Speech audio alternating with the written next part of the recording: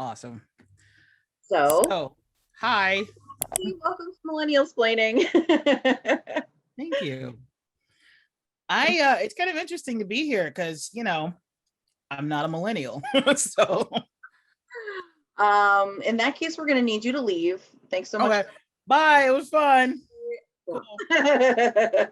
Go back to watching Marvel movies, which is where I was instead of here.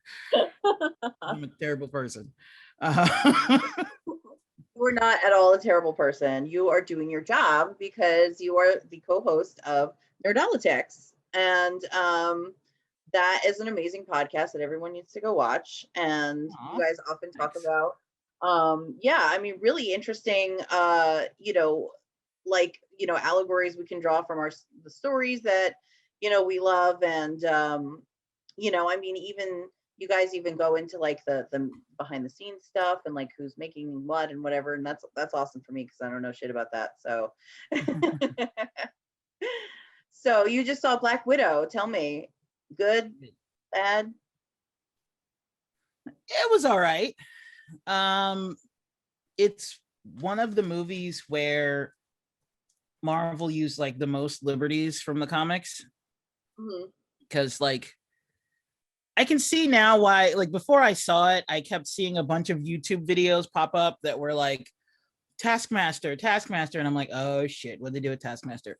Honestly, like I get why people are upset with what they did with Taskmaster, but that doesn't even bother me. There are other things that I take issue with from Natasha's backstory, and now I get that when you're dealing with a comic character, there are so many retcons through comics that my version of Black Widow can be completely different than somebody else's version of Black Widow.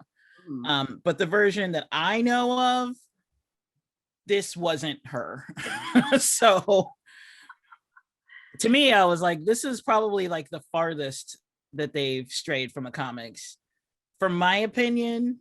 Because for me, like even when they did Civil War, they didn't have all the characters and they used like the Sokovia Accords instead of the Superhuman Registration Act, or the 50 State Initiative. But to me, like the essence of it was still the same. It was like the whole, Tony on one side, Steve on another, and Steve giving up, or not giving up, but like walking away from being an Avenger because of his principles. Like all of that still landed to me. So it was like the overarching narrative of what they were trying to say with Civil War, I think still worked in the movies, even though it's complete, it was a total departure of what actually happened in the comics. But to be fair, like you can't, everything that happened in the comic story arc of Civil War, you can't do that in one movie. And at the time they didn't have Disney Plus yet. I think if they could have done it later, then it would have been an entire arc on Disney Plus, because that's like, honestly, that's like multiple seasons just to cover Civil War, because it involves everybody. It involves the X-Men, it involves the Avengers, and there is a personal story with Tony Stark and with Steve Rogers, but also with Spider-Man and with Wolverine, and like there's even like they thought that they killed someone, and there's Reed Richards is gone crazy, and so there's a lot of stuff that happens in the comics, and there are people switching sides, and so the comics, it was really good, but to be honest, it's like it was a lot. So I know like you can't fit all that into one movie, it's impossible, but I feel like they did the best they could with not only the characters they had, but with the constraint of it being in one film. I've never read, and I don't think Black Widow was like that. I think Black Widow was just like, here's a female empowerment story. So it stars this character that you saw. Tell me, like, what, like you say this is the furthest they've strayed from the comics. Like, why do you think they did that? What, like, tell me. I don't know. They kind of did it with her character from the start. Like in the comics, she's just a little bit younger than Bucky and Steve. So, the whole like man out of time thing, she was kind of a woman out of time as well. It just didn't get to her the same. I mean, it did, but her character was such that she like cries off panel kind of a thing. Like she was the furthest away from her character that I read in the comics was her character, was how they depicted her in the Avengers, the first Avengers, which is a problem that I had with Joss Whedon when I first saw it. I loved the Avengers. It's one of my favorite movies in the MCU, but the one thing that pissed me off was how they portrayed Black Widow. Because like when the Hulk came after her, she like afterwards she was like crying on her knees and shit, and I'm like, that's not Black Widow. Black Widow would have been like, okay, well that's over, and you keep, there's another mission, there's something else. She would have just kept going. And she's the type that like she recovers silently to herself. Black Widow may as well be Generation X. I mean, you know, we don't go to people. We're just like, it's all right. I'll deal with it. Some people use alcohol, some people use food. I use movies. It's my thing. So yeah, unlike the sensitive generations that came after us. Gen X. So that's exactly like, I'm so excited that like, let's have this. Let's duke it out. Let's fucking duke it out right now. I mean, you understand that you're talking to someone who grew up playing on, you know, pavement, on actual blacktop. Like we didn't get the soft ball, you know, the soft plushy surfaces. Like, and if some gym equipment or playground equipment like wasn't working or was rusted, it was up to you to not play on that area.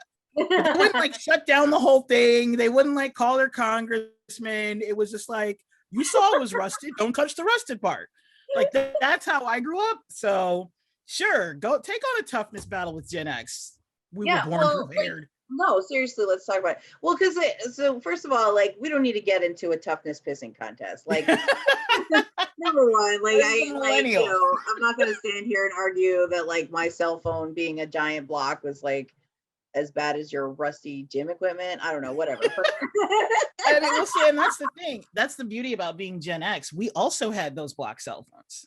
Yes, totally. Because we went from the beginning all the way. We went from phone attached to the wall to the big blocks to the bag phone. Room. I was so cool when I was a kid. I had my own phone number and a phone in my room, man. I had one of those phones you could see through, so you could like see all the inner parts, and they had all different colors.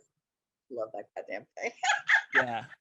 When I was a kid, it was one phone number to the family, and there were like 3 phones in the house, and you would have to make sure that like nobody else was listening in on you, and you could totally tell because you could hear stuff in the background, and you'd be like, get off the phone. And then of course, when you wanted to use AOL, like if somebody picked up the phone, it's like, there went my connection. You gotta start all over again. Oh, I remember that too. Well, let me specify, I am an elder millennial, so I'm 35. So I have experience. Like I think I was like maybe 4th or 5th grade when we got AOL. So I was old enough to sort of like explore the chat rooms and shit like that at that age. That's how I learned my. I am a baby. AOL chat room. So yeah, but like, you know, like so when it comes to, you know, like so like when it comes to childhoods, okay, I think that yes, we had extremely different childhoods, but like my argument, you know, this is how I see millennials. I see millennials as you know, we grew up during the .com boom period. So we had a very, at least I certainly did, but we had a very like, you know, idealistic childhood in that we grew up with the idea that like, you know, upward mobility was like a possibility essentially. So, you know, we were all promised that if we went to college, we would get amazing jobs and, you know, all that kind of stuff. So, you know, like when we graduated into the recession depression, as I like to call it, that's when we figured out that the real world is like nothing like that whatsoever. And that, you know, literally every system is broken towards rich people, literally every system is broken towards white people. Like, you know, you know, even though I was brought up with the like super legit lib ideal of the fact that I could just, you know, like walk into like a corporation, for example, and like, you know, have a interview for a VP job and get taken seriously as a woman. Like, I really believe that. I thought I could do that. Like, that's the lie I was brought up with. So the fact that like we like dropped off a cliff into the real world, and the real world was also going through a recession depression at the time, which statistically hit millennials a lot worse than it did older generations. If you look, you can see it today. If you look at the striation of wealth, boomers own 55% of the wealth, Gen Xers own 25% of the wealth in this country, and millennials only own 5%.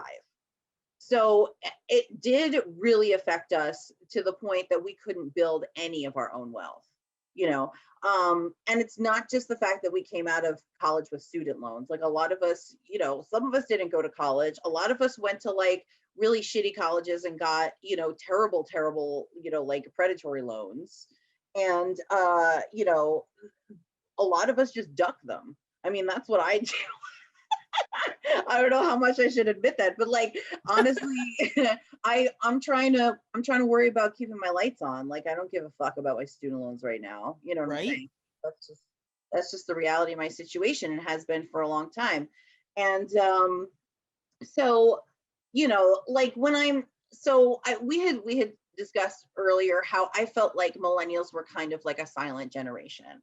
And I know that sounds weird, because when you think of a millennial, you think of a lot of like, you know, sort of media impressions of a millennial. Like, you can think of like, you know, like the Starbucks cup and the beanie hat and the fucking avocado toast and, you know, whatever. But like, that stuff was never something that came from us. That stuff was something that was put on us by the media that were watching us. So I felt I've never met anyone who actually ate avocado toast, like, seriously. I've never met, like, you know, people obviously drink Starbucks, but it's not at a very different rate to other generations. Like, everybody fucking likes Starbucks. And, you know, like, the reason that we wear hoodies and beanies and stuff all the time is because we're running between 2 and 3 jobs, and we're like living out of our car. So like, these are the things that I identify with. I identify with being in my young 20s, hanging out in a McDonald's parking lot at like 3 a.m, because neither of, you know, me or my other friends wanted to go to our parents' houses and wake them up, because we couldn't get our own apartment. We couldn't afford it, you know. And that's when we got off of work at, you know, whenever our stores happened to close. I worked in retail for a long time. So, you know, like, those are the things that I remember. And it feels like, you know, it feels like to me like when we were young, we were so scared of expressing our millennial status in a way. Like, we were already being shit on when we're right when we're entering the job market, right? Like, we're already being shit on by our parents because they already think we're lazy. They already hate us for being young, or whatever the fuck. They got to fill news stories, right? Because this isn't about reality. This is about media perception. So the news, you know, the news media, which is at, you know, 24-hour nonstop cycle, has to find something to talk about. And so, you know, obviously they love to look at kids, you know, from the outside, right? So like, that kind of stuff gave us a bad impression from the beginning. You know, I remember one article, it was called like the me generation, which is actually hilarious, because every generation since the boomers have had an article written about them called the me or me generation. I've only heard the boomers called the me generation. Yeah. Because like, they were the ones in charge in the 80s they were the ones like coming into power in the 80s, which was the me time. Right. So I've only heard of them being called the me generation. I'm like, that's fitting. Most of them are narcissists. I mean, I mean, I would have to agree with that. But you know, maybe they decided to turn it around on us because they thought it was just a you thing or whatever. But well, yeah, narcissists love projection. They always project. So that makes sense. Totally. I mean, because in a lot of ways, like, for boomers, you know, the reality, the lie-alities that I grew up with worked for them. right? Like they had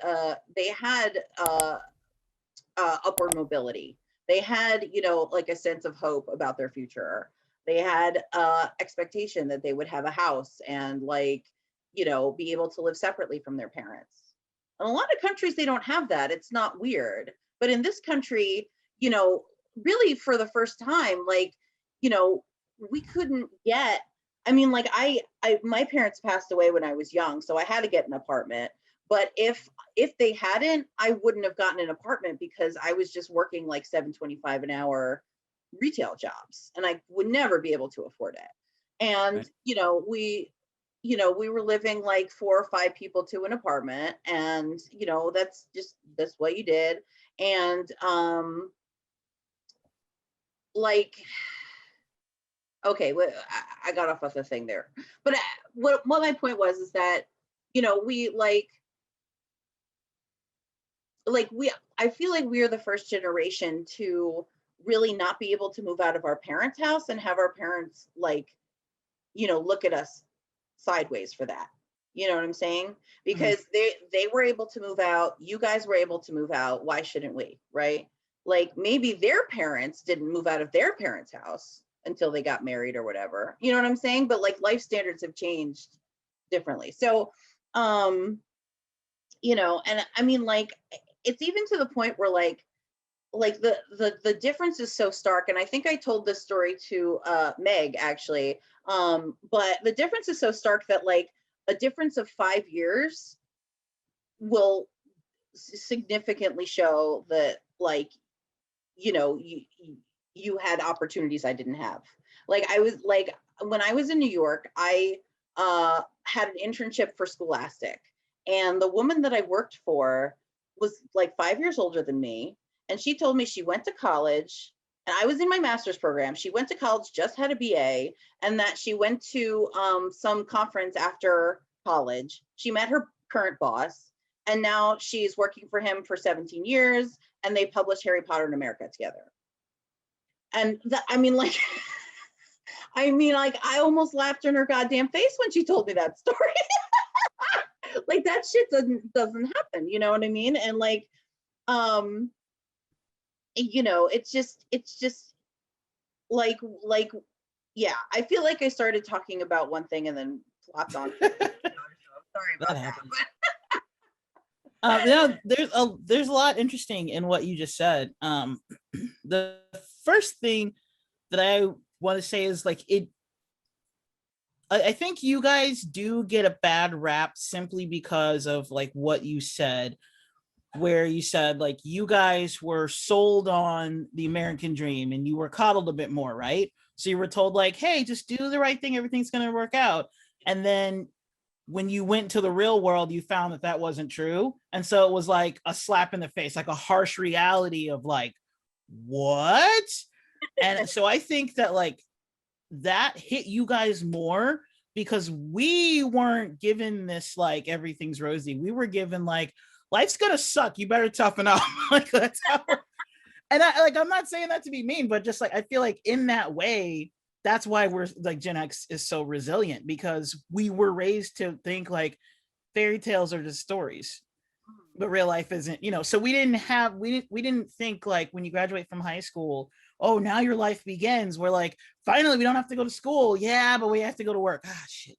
So it's just like, it was like a never ending thing for us. It's just like, yeah, you just go from one thing to the next and then the next, and then one day you die.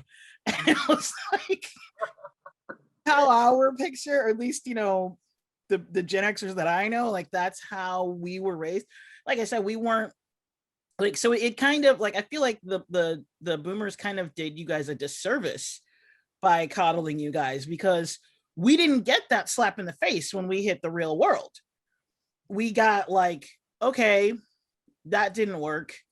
Well, what else can work? Like, okay, let's try this. Oh no, that didn't work. Oh well, shit. Okay, let's try this. And it's just like that. I'm not trying to say like we have that we're more resilient, but I think we have like a built-in resilience simply because it's like we were told the fairy tale, but also told it's not real. You know what I mean? Like I literally grew up knowing that Santa was a myth. I did not believe in Santa Claus as a kid. It was a story. So like, so it's like things like that. Like, so then later on, I don't have this earth-shattering moment. Like, what? The Easter Bunny's not real?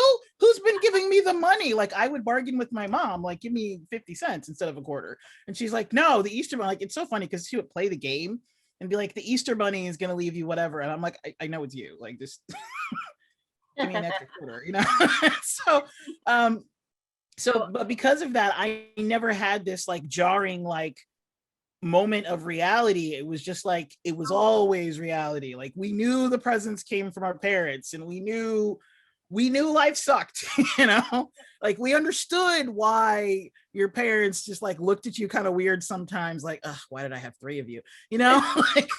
like we were like, yeah, this is life shit, isn't it? Like, it's just, so we didn't I feel like we were able to manage our expectations a bit better. You push back on that a little bit. I think that you're absolutely right. In some ways you can track that according to what the economy was doing and according to what people were saying politically at the time as well. Like, I feel like when when you guys were kids, you guys were like 80s kids, right? Mm-hmm. Yeah. So, well, it depends, because it's like I said, I'm a baby Gen Xer. Okay. The elder Gen Xers were kids in the 70s. Okay. So you were born either mid 70s, like late 60s to late 80s. So you were either, you grew up in the 70s or you grew up in the 80s. I grew up in the 80s. Okay. All right. Well, late 70s is also early 80s a little bit in my brain. So I feel like they're similar in spirit. It's definitely was a time where, like the hippie movement had completely died. People were super disillusioned. Watergate, like, right? Like everybody was just disillusioned. And there was also a series of recessions during the Reagan years. And that affected you guys a lot too, I think. When I was a kid, I knew Reagan was president, but I didn't know that he could not be, because he became president when I was 2. So I had no idea who Carter was, because I couldn't talk then, you know? So when I was like 7, like there was an election, I'm like, the hell is that? You know? And they're like, oh, Reagan, hopefully we'll get rid of Reagan. And I was like, you can get rid of him? Like, I thought a president was like a king. I had no idea. Like, because, well, no, I wasn't as old as 7 when I knew that, but like when I was like a little kid, because like Reagan was president when he was inaugurated when I was 2. So, and he didn't leave till I was like 10. So he was there for a while, and it was just like, yep, this is life. Reagan's president, Yeah, I'm and sure. so my family, like my first thoughts of politics were how god awful Reagan was, because I had a liberal family who was just like, he's the devil incarnate. He's the worst. We got to get rid of this guy. So of course in came Bush, and they were just like, everything circling the drain. So yeah. I remember being young during the Clinton years, right? So like that was I voted for Clinton. So thanks for bringing that painful memory up. Sorry.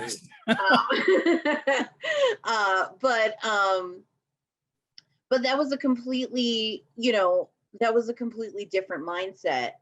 I mean, like that was a time when people, when liberals were openly embracing like education as a way forward, like education is the silver bullet. I just remember hearing that over and over again.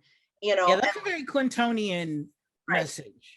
Right. The idea that like, we had somehow solved inequality at some point during the 60s, and that like everybody was equal now. And so like the only thing that we had left to do was like equalize everybody's education to get jobs or something like that. Right. Like that's the lie that we were sold on. Yeah, that's also a difference between growing up in a Black household and a not Black household, because we knew better than that. So we were like, yeah, right. Still, like I was raised when I was a little girl, my mom told me, I was like, I don't know, probably 4. And my mom was like, if you ever encounter a police officer, keep your hands away from your pockets, keep your hands up, keep them visible at all times. Yes, sir. No, sir. I don't care how much you hate them. It's a difference between life and death.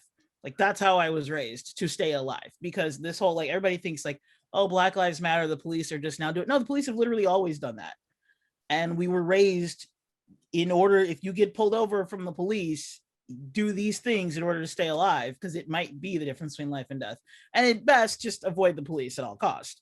Yeah. So yeah, it's so we didn't have the notion of like, oh, equality and everything. Like when we were hearing, I'm again being a little bit older as well, when I heard the Clintons' message of like education, it was like, it sounds nice, but we know that that's not gonna like get rid of the glass ceiling or get rid of like inequality, because institutions are inherently racist. So that doesn't fix anything.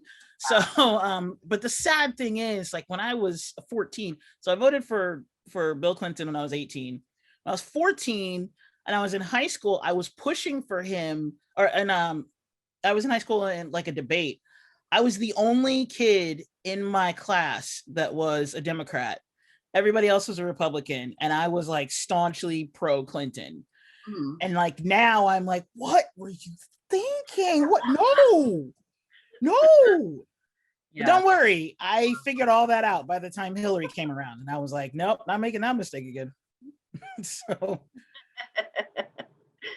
yeah. Well, I like to go back to what you said earlier about, you know, like how, you know, millennials are coddled. I think that's an you know, an often used term for us, right? Like we were coddled, and we're entitled, right? We're entitled, and we sort of expect. I wouldn't say you guys were entitled, but coddled is different. They did, like, right? That was like what people said about us. You know, right. I'm not saying you specifically accusing me of that, but like I think that, you know, these things,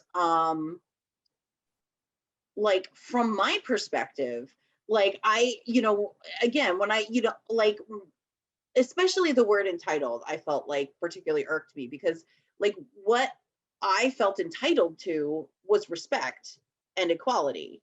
So you raised me in a world that you wanted to see. I am now reflecting this world, and you're fucking making fun of me for that? Like right.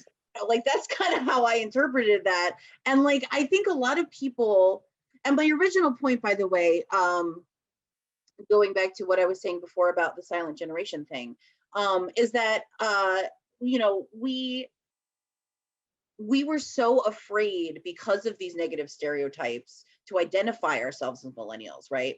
Like we were trying not to be that millennial, right? Like we were trying to be like, oh, we're the good worker, we're the good person, you know, and we're not entitled, we don't lay on a couch and fucking whatever, you know. So like we were so adamantly trying not to be millennials that we didn't really have the space to create our own culture in the way that, you know, maybe past generations have. Certainly not the boomers. The boomers, you know, did a lot to create their own youth culture, and I feel like millennials really had to squeeze it in around our fear and our, you know, overwork, essentially, you know. And I feel like what happened was the boomers, like, let's face it, the reason why all of us are in the shitstorm that we're in is because boomers pretty much pulled up the rope after they climbed it. Yes. They were like, it's fine. But the difference is like Gen X was like halfway up the rope. So we just like found something and kind of hung on. Whereas you guys weren't even born yet. And you're like, there's no rope. And we're like, sucks for you, climb. You know? So I kind of feel like that's it's a little bit true on that, you know, because like let's face it, like the boomers are the ones who made the rules. Like it was the boomers, the Clintons, who deregulated the banks and Wall Street and created the boom bust cycle that we've been going through for the past, you know, the past couple of capitalism crashes. Right. And you know, not to say that everything is the boomers' fault, but one thing really quick, you keep saying like you feel like millennials are the silent generation. I'm pretty sure that the generation before the boomers actually is called the silent generation. Right. They are. That's what kind of cracks me up, because you say that and I'm like, wait, so by being the children of the boomers, you're the parents? That's kind of what I keep thinking every time you say that. So I kind of like I laugh a little bit because it's just funny. But kind of, honestly, because they were called the silent generation because they went through the Depression and they didn't have the time or space to create their own culture, right? So I mean that's exactly what I mean when I say that. And they were at the beginning of a millennium, and so are we. Or not a millennium, a century. Interesting. Yeah. Okay, so how would you define millennial culture? American millennial culture. Like we don't really want to have one, because I mean, we can, I could sit here and list things to you that feel vaguely millennial, and there are things that millennials generally enjoy, like Disney movies and Harry Potter.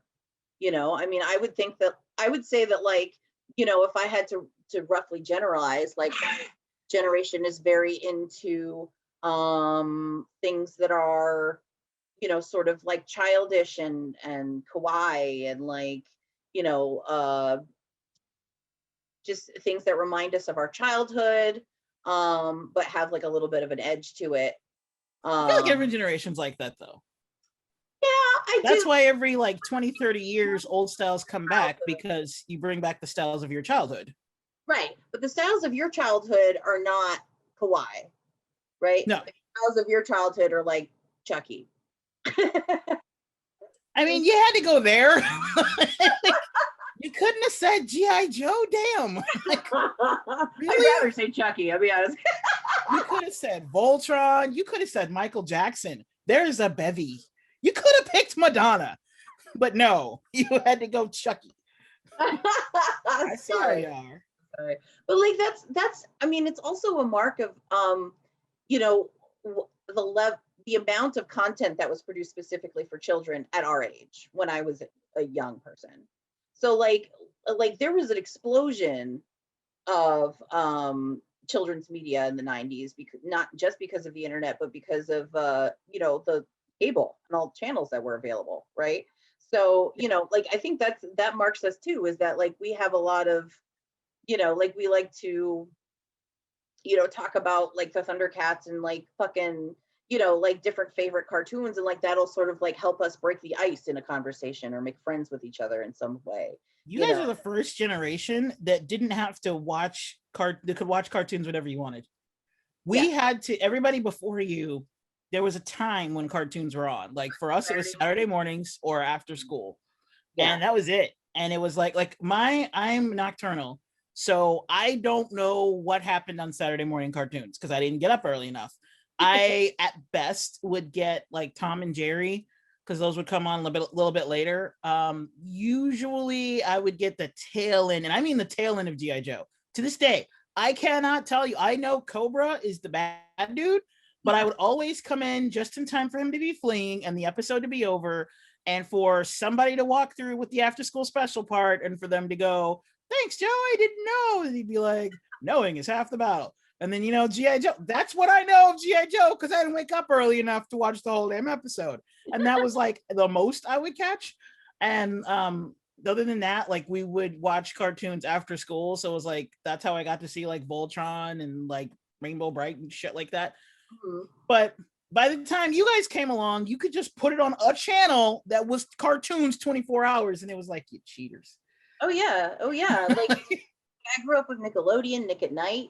That's how I watched old TV shows, was Nick at Night, right? We had Nickelodeon, but it started I was the first generation of Nickelodeon, and Disney having its own channel. And I also, it's so weird because when I was a little kid, TV went off. There was a time when TV just stopped and it turned off, and it just was it was either the snow screen or you'd get the with the test thing. TV just ended? Yeah. Midnight. It was you would hear, they would play a musical rendition of the anthem or something, and there would usually be a waving flag, and then it would just, that's it for TV until the next day. Oh, you still had an anthem and a waving flag at the end of the TV day? Yeah. And that was it for TV. I think it was around midnight. And then in my while I was still before I turned 20, TV was 24/7. And like you said, like you have the 24-hour news cycle. That started with you. Right. Because when I was a kid, TV went off. Okay. So news was like at this time to this time. And it was like you had your local news at like, I think it was like 5:30. And then like at 6:30, it was like the world news. And then it went to prime time. Right. Or I don't remember the exact times, but like it was like that. It was like you had like an hour, a half hour of like local, and then you had the world news, and then it was primetime TV, and then you got like the late night shows like Johnny Carson or Dave Letterman. And then when they went off, you get one more round of news, and then TV was done. Wow. And then after that, like TV would stay on, but it would be like infomercials. And like that's it. Like just infomercials until it was time for like a morning show. Right.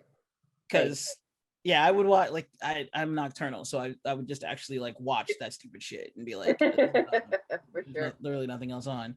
And then MTV was called music television, and it was called that because it played music videos. I've heard that.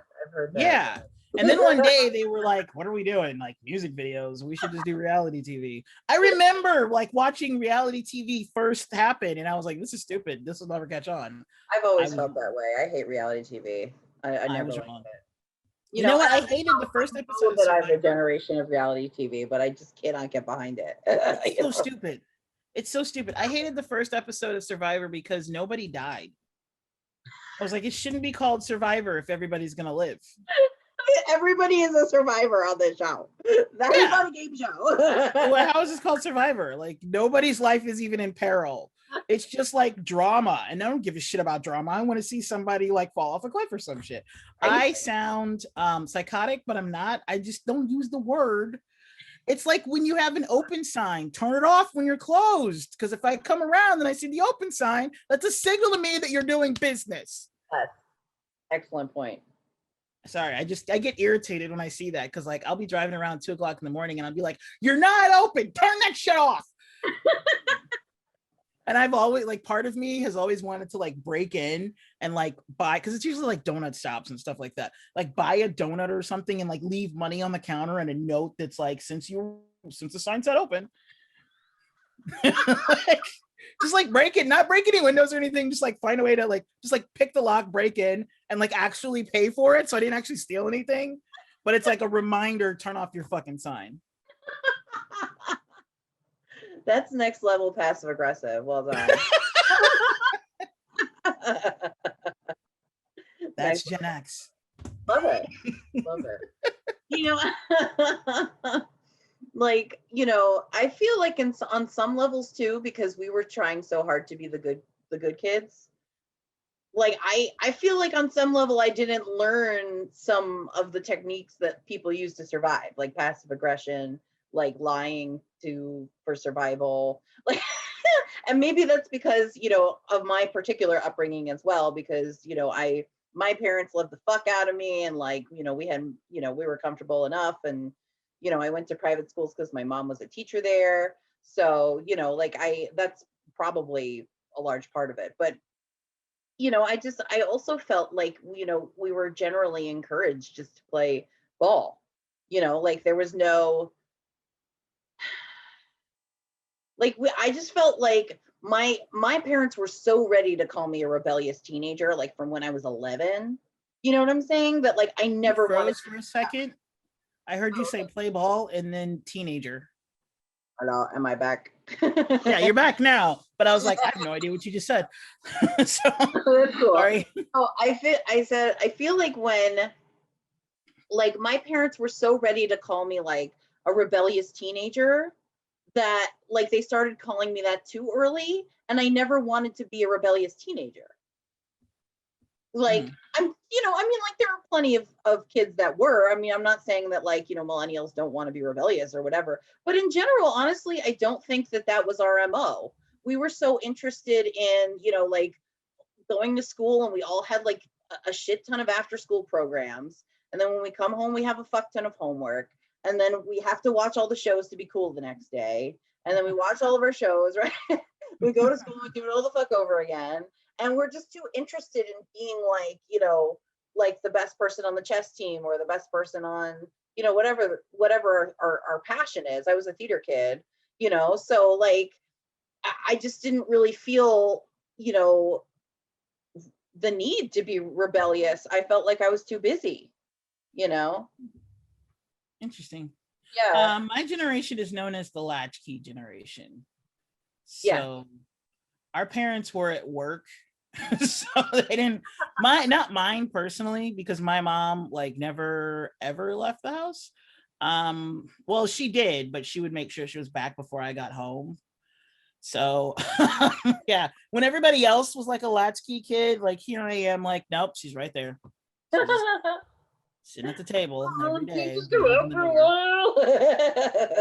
Seriously, I would be like, can't you go someplace? Because like every single time I put the key in the door, I'm like, maybe she'll go to the store this time. Maybe she'll have gone to a commerce meeting or some shit. Open the door. How was your day? Haven't even finished. I haven't taken the key out of the door yet. Can't get in the house, and you're already asking me how my day was. I didn't learn anything. I don't care. Leave me alone. So, but yeah, but like everybody else, like everybody else in my generation, it was like their parents, because what they don't tell you is that even with the boomers, the dream was starting to slip, which is why they had to work more. It's like my parents, my dad had what was considered a good job. You know, he worked for General Motors, and then they decided to start their own business. And that, like, in order to, like, they taught me when I was a teenager, if you really want to be free, if you want to be independent, you have to own your own business. As long as you're working for somebody else, you'll never be free. You'll never be independent. If anybody else can sign your paychecks, you have no say. Yeah. So, so that's what my parents, like, that's how my parents raised me. And so of course they started their own business and everything. But somehow she still found a way to always be there when the door opened. And I'm like, anyway, so, well, because parents worked too. I think it was more that like they like, because I remember growing up hearing about latchkey kids, right? Like I remember growing up like thinking that the latchkey kid problem was like such a fucking problem, and like, you know, I think that you know, when I had finally gone through school, like they developed all of these after school programs and shit to like get us latchkey kids off the street or whatever. So like that, like we were the product of that. So well, like the person who put the latchkey kids on the street was Reagan, because there were after school programs and he stopped them. Cute. So and again, like with his Reaganomics, because of him, our parents had to work more.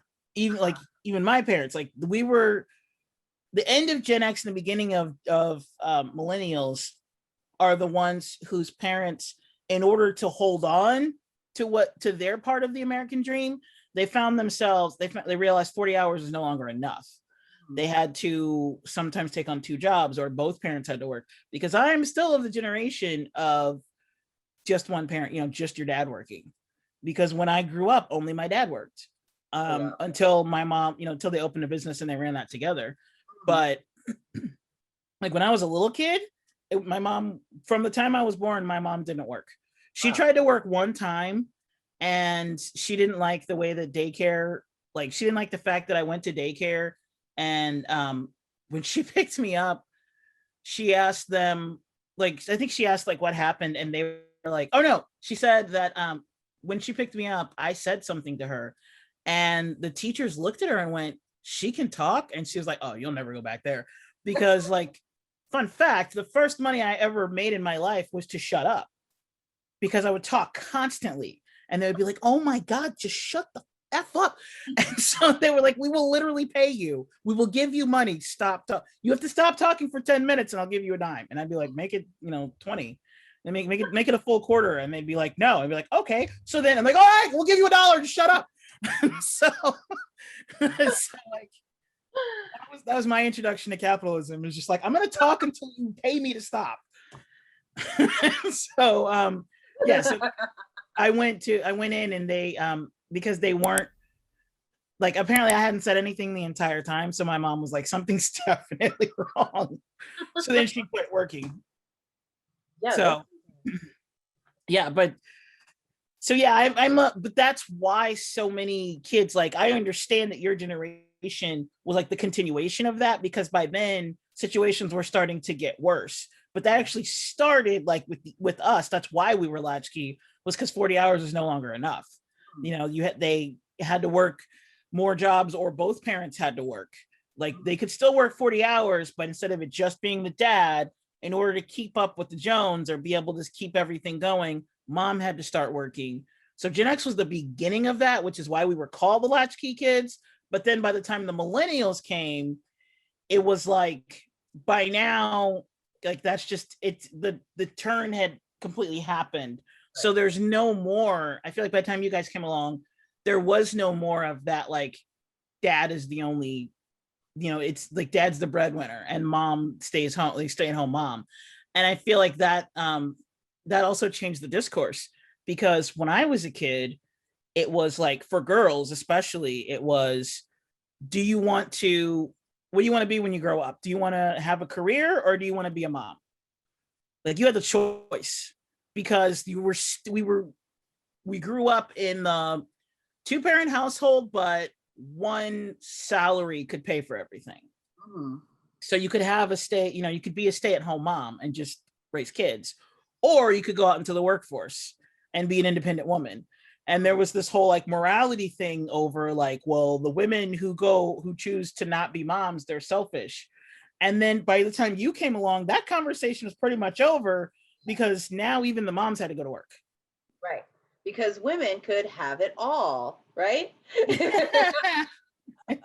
Yeah. I mean, that's how they pitched it, right? Like, it, you know, yeah. Yeah.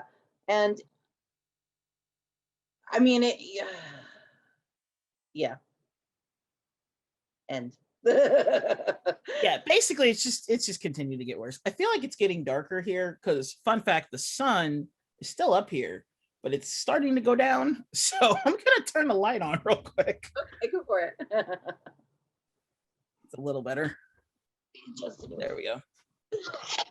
Okay, that's not better, because now my screen is messing up. Oh, yes. Hold on.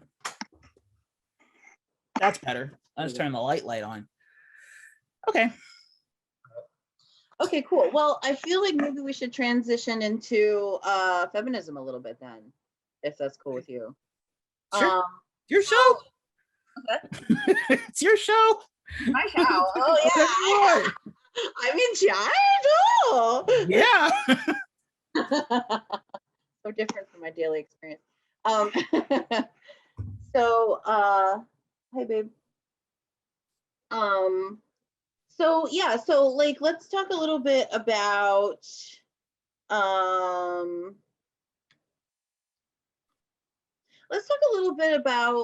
like white feminism and cultural appropriation, if that's okay. Like I sort of like pitched an idea to you like last time we were talking, and I'd like to go more into it if that's amenable. Okay. So I feel like so you know, like let me first say as a disclaimer, you know, I believe that cultural appropriation in general is wrong. Okay.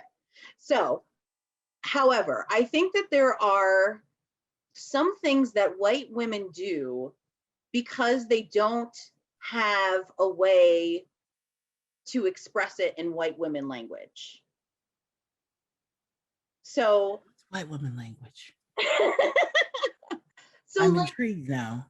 But so like if you think about it, right? I mean, because all right, so is it called mayonnaise? what's that? Is it called mayonnaise? Mayonnaise. Sorry. It's probably called China dollism or something. I don't know. I don't know, but it's called Stepfordism. Stepfordism. That, yeah. I'm sorry. You know, remade the Stepford Wives, right? like with it was a while ago with Nicole Kidman, like a long time ago. Nicole Kidman, yeah. Mm-hmm. They actually filmed it in the same town as my high school. Oh,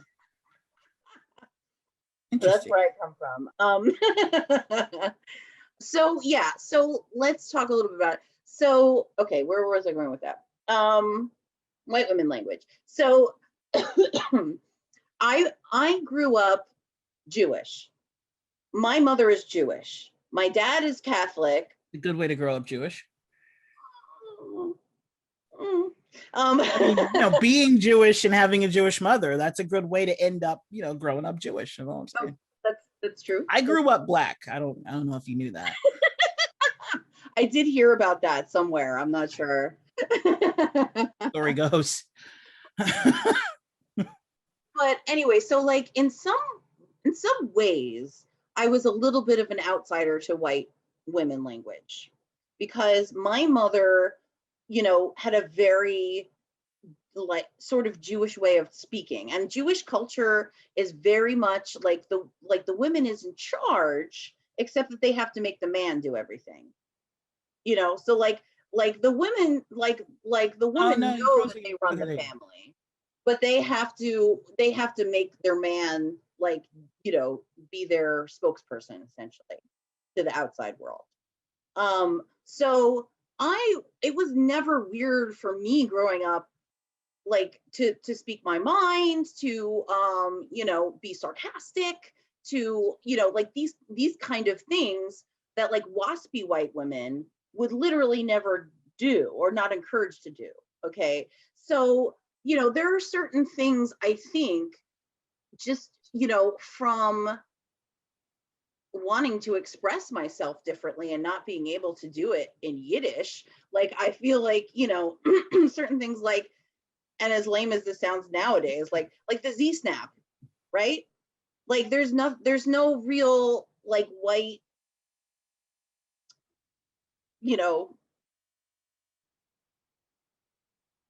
word for that. I don't know. Like there's no expression. There's no expression. Sorry. Like no talk to the hand. If you're a white woman, you would never say that to somebody because you're not supposed to speak back.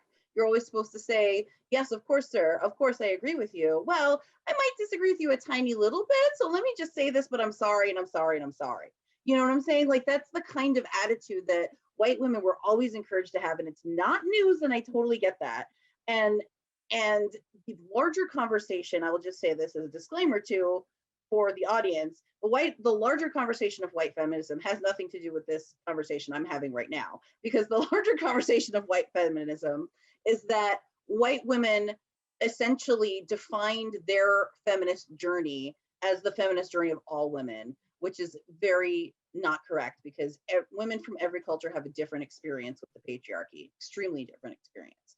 I don't think they necessarily attempt to define it for all women. I think they just don't include all women. They for a lot of white feminists, feminism is white. Right. So they just don't think of other women. So that's why, like, whenever other people come in and say, hey, but what about this? But what about that? They're like, okay, we'll get to that later. Like, have a seat.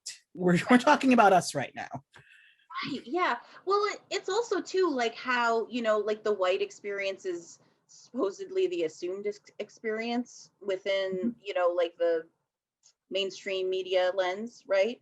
Like they talk about that with movies a lot, right? They talk about like how we always hear like the white man's story.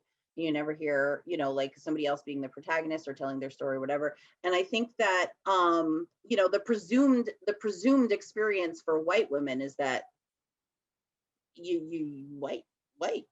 They don't know anything different.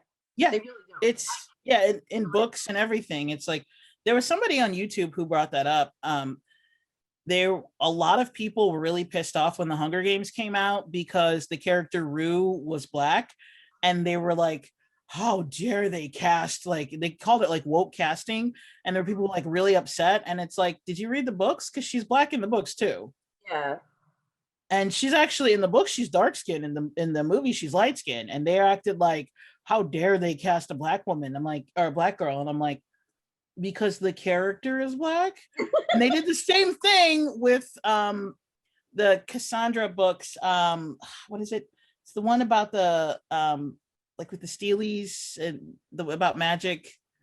I can't remember the name of it, but it's like City of Bones, like that kind of those books.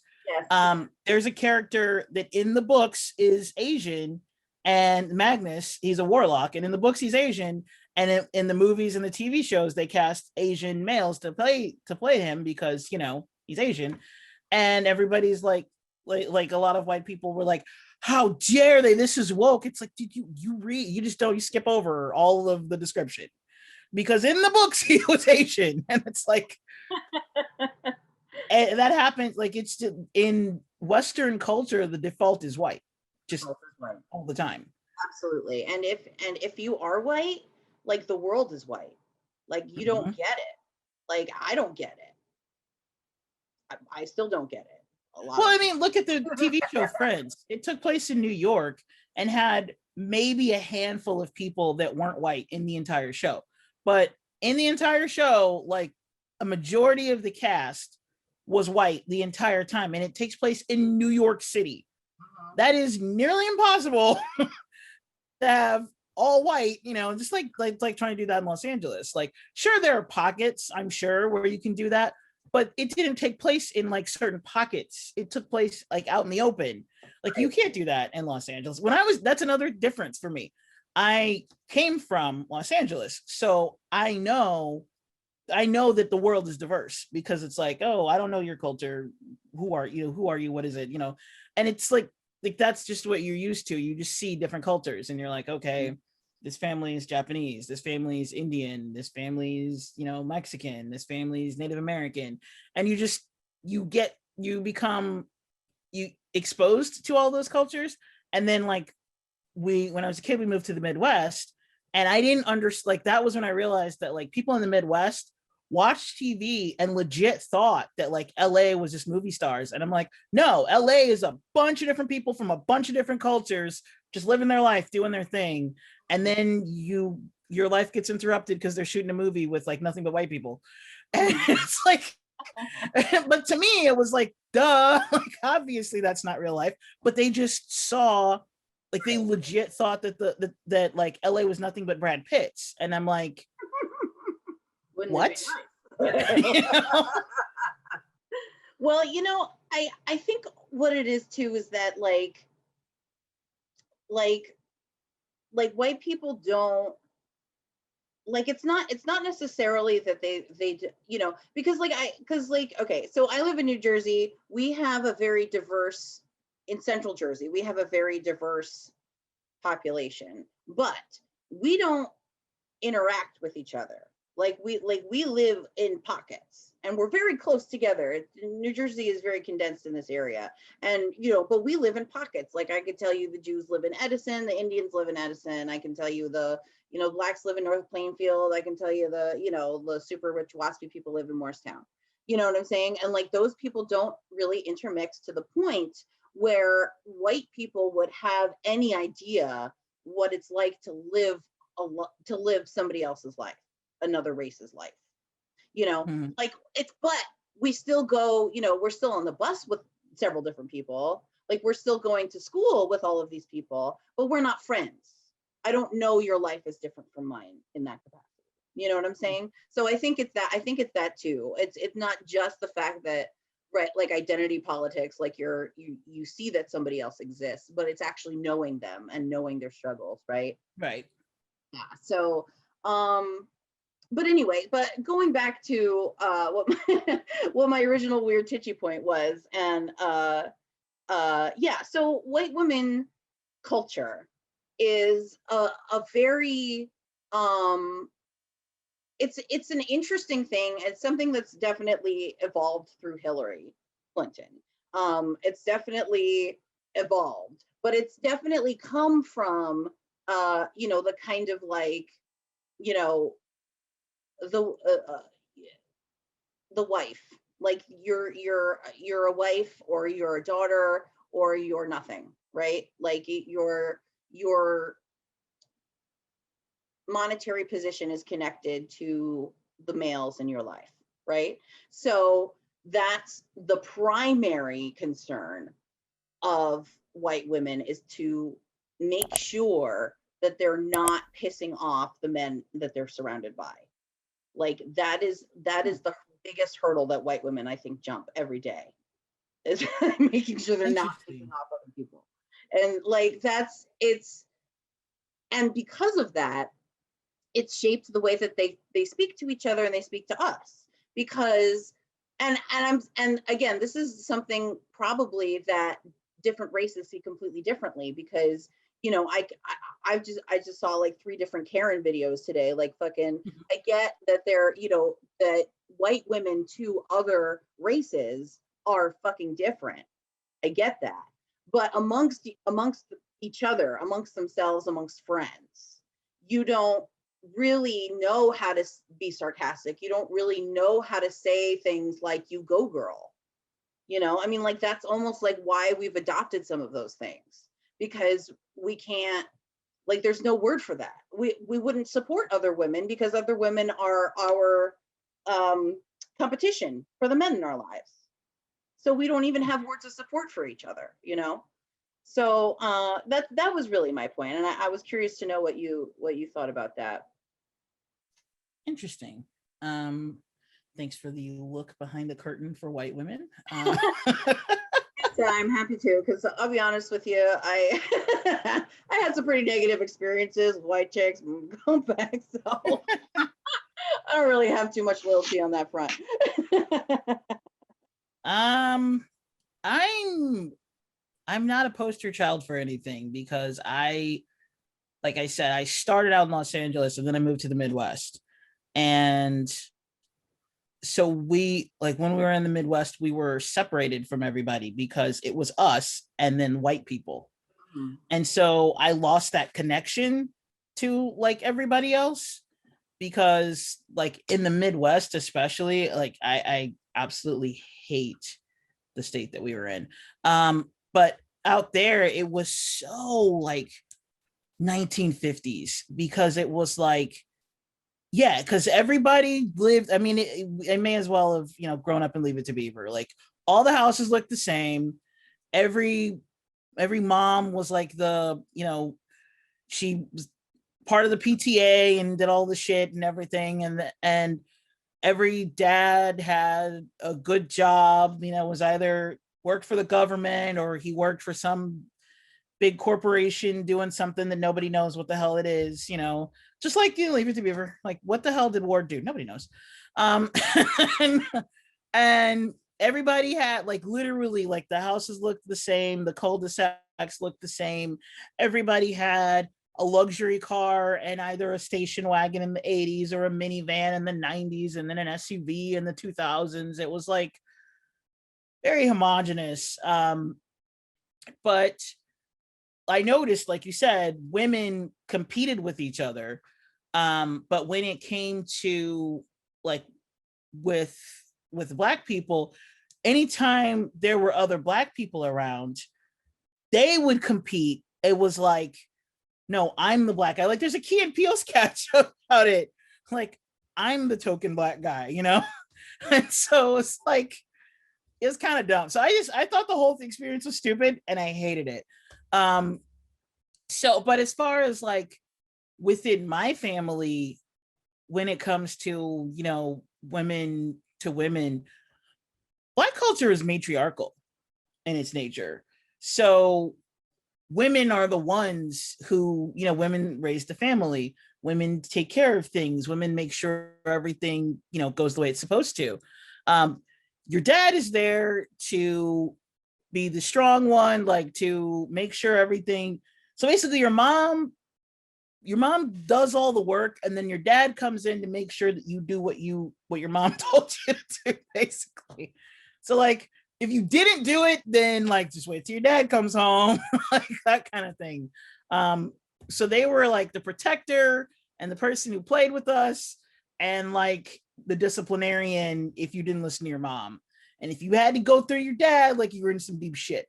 So I didn't feel like there was a lot of competition with Black women because it was like, we're like, I don't know. It's just, I guess because it's matriarchal by nature. So it's like, yeah, the women are supposed to be like I grew up with like the notion of like, it takes a village to raise a child. So when I was a little kid, like in LA, the neighborhoods that we were in, you could leave your house and just go. You could just go outside and stay anywhere in your neighborhood.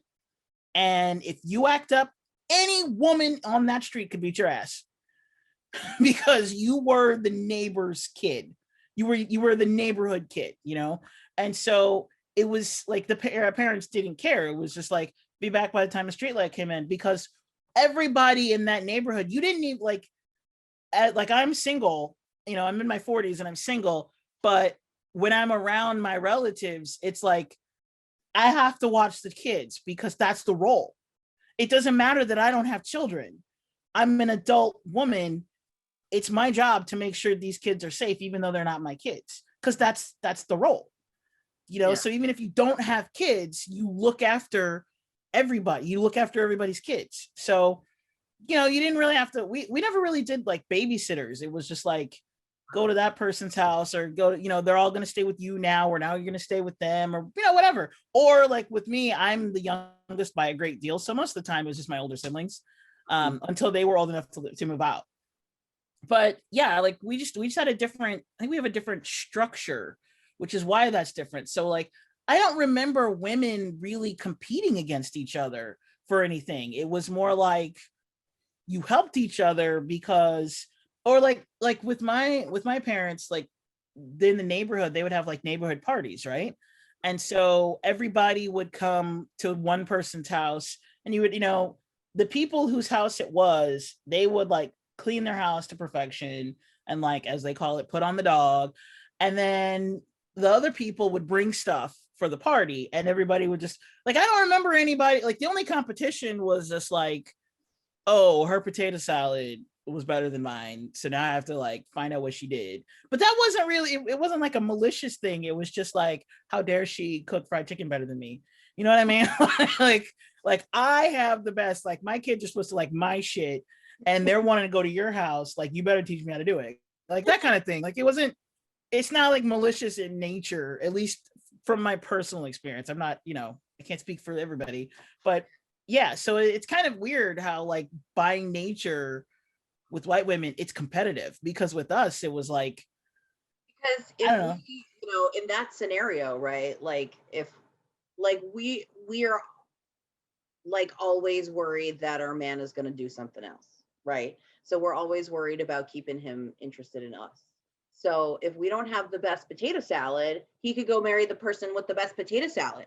You know what I'm saying? Like that's how stupid the competition is and how fucking petty it is in the white culture. The funny thing about that is I wouldn't necessarily say this is like a white or black culture thing, because I've seen black women do that same kind of thing. Yeah. Okay. But it's just like, and I'm racked with insecurities, but that's not one that I have. Uh-huh. So I never had this thought of like, if you don't do like, if your potato salad isn't good, like just as that example, like if your potato salad isn't good, he'll go to somebody else's house. Like, no, if he chose to be with me, then he's going to be with me. And if he chooses to be with somebody else, well, then that's his problem. That's how I was raised. like that is not something that is said by white women at all. That's well, because like it's like the like when I was a kid, like there was, we grew up with the saying, sticks and stones may break my bones, but words will never hurt me. Mm-hmm. So, and like I was fat my entire life. I was born fat. I've never not been fat. And so my mom used to tell me, you know what, if kids ever tease you about being fat, you can just say, well, I may be fat, but you're ugly. I can lose weight, but like, what's going to help you? And so, so like, we were like, so like, that's just, like I said, like, I'm still like, I'm riddled with insecurities, but that's not one that I've ever had. Like, I don't have this insecurity of like, somebody's going to take my man, or like, he's going to leave. I just like, for me, it's like, can I just get one? But like once, but like, I don't have I don't have that thought process of like, oh, he's going to leave me. Because to me, the hardest part is like, the hardest part is getting your foot in the door. And then once you're there, I'm like, all right, I'm good, you know, not to rest on my laurels, but it's just like, you picked me, I picked you. So we're both adults. We're both free to change our minds. But I feel like a lot of why people leave is because they're in, like, the other person's insecurity got so bad, you just can't handle it anymore. Like, you watch, like, I watch movies and read books all the time where, like, a character's insecurity drives them to do crazy things.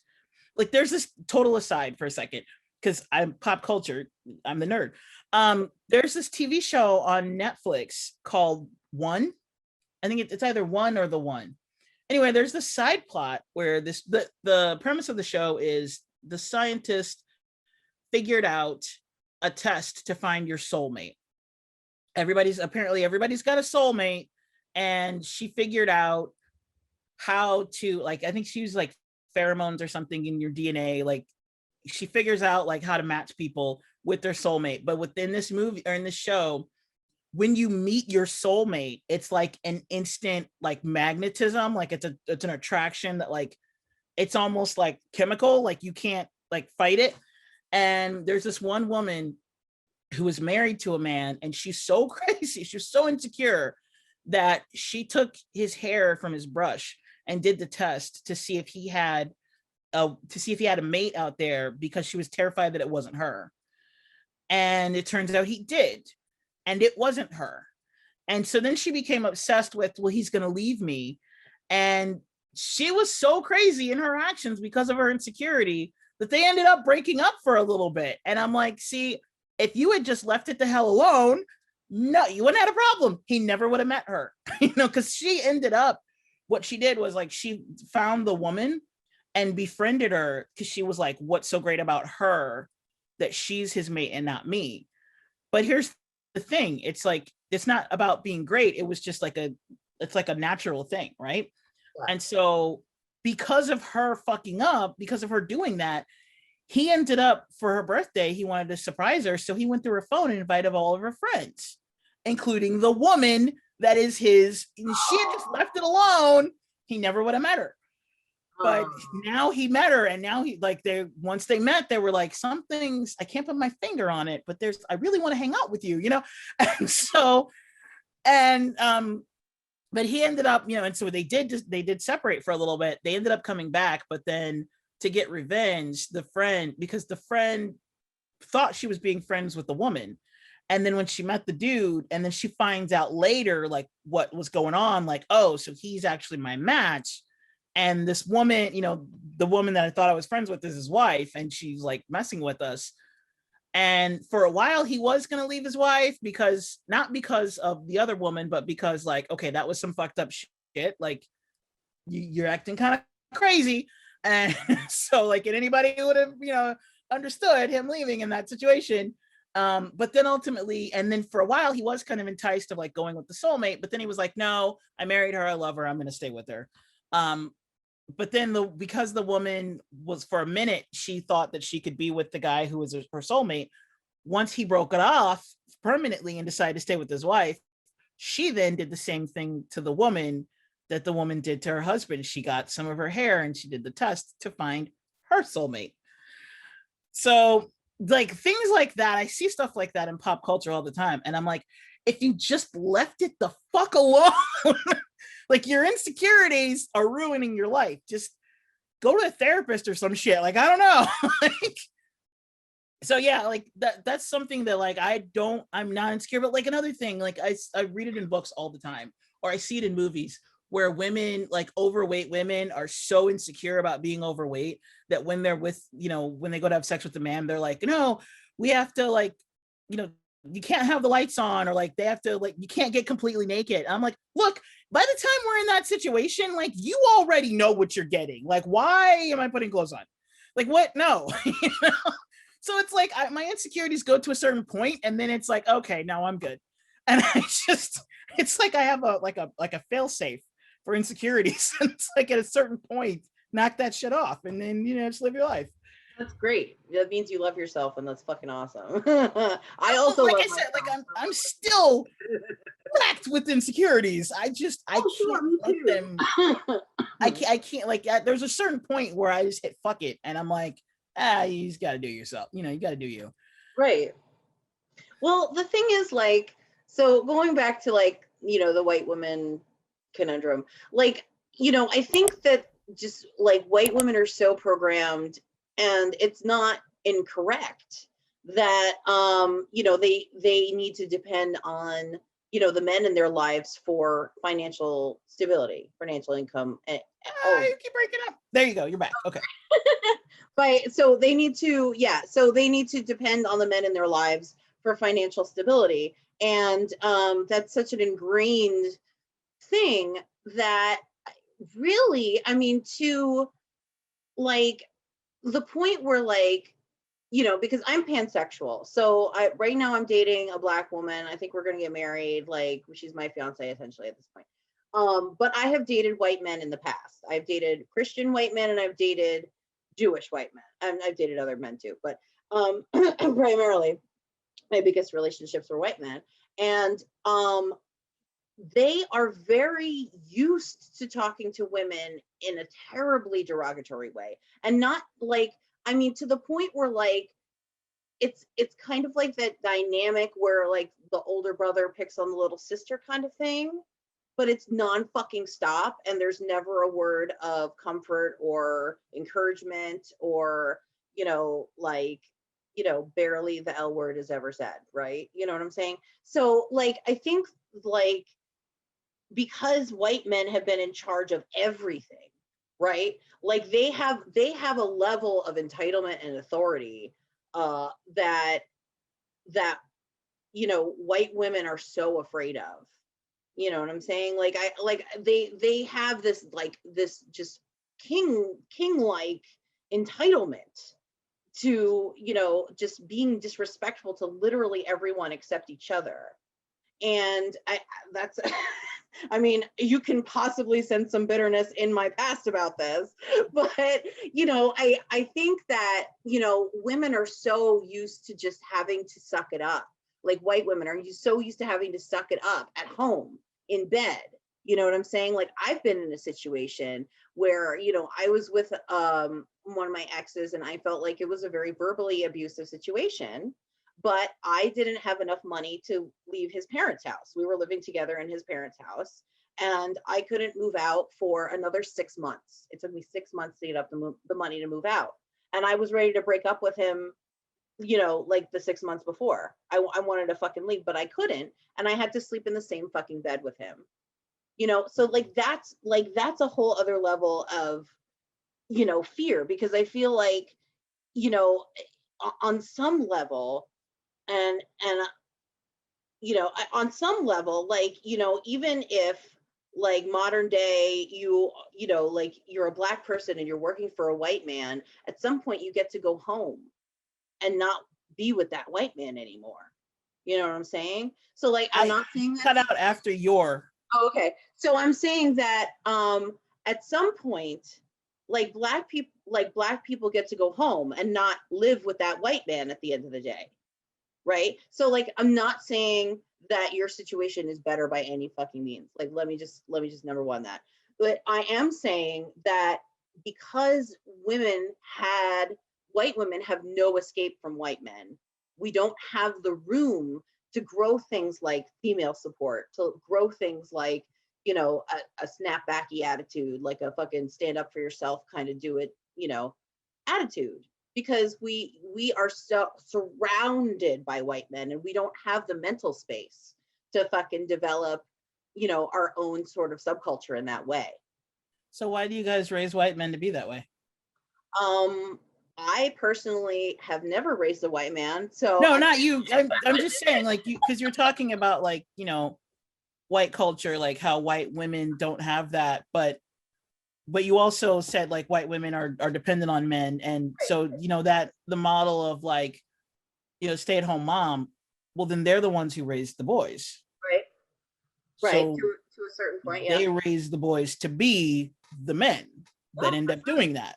Yeah, I mean, actually, a really good example of that is my grandmother and uncle, because my mother, and even though we were Jewish, I mean, like, you know, we're still white, so we're still touched by that. And my uncle was just like, and also in Jewish culture, like the oldest son is like, you know, the anointed head of the family, essentially.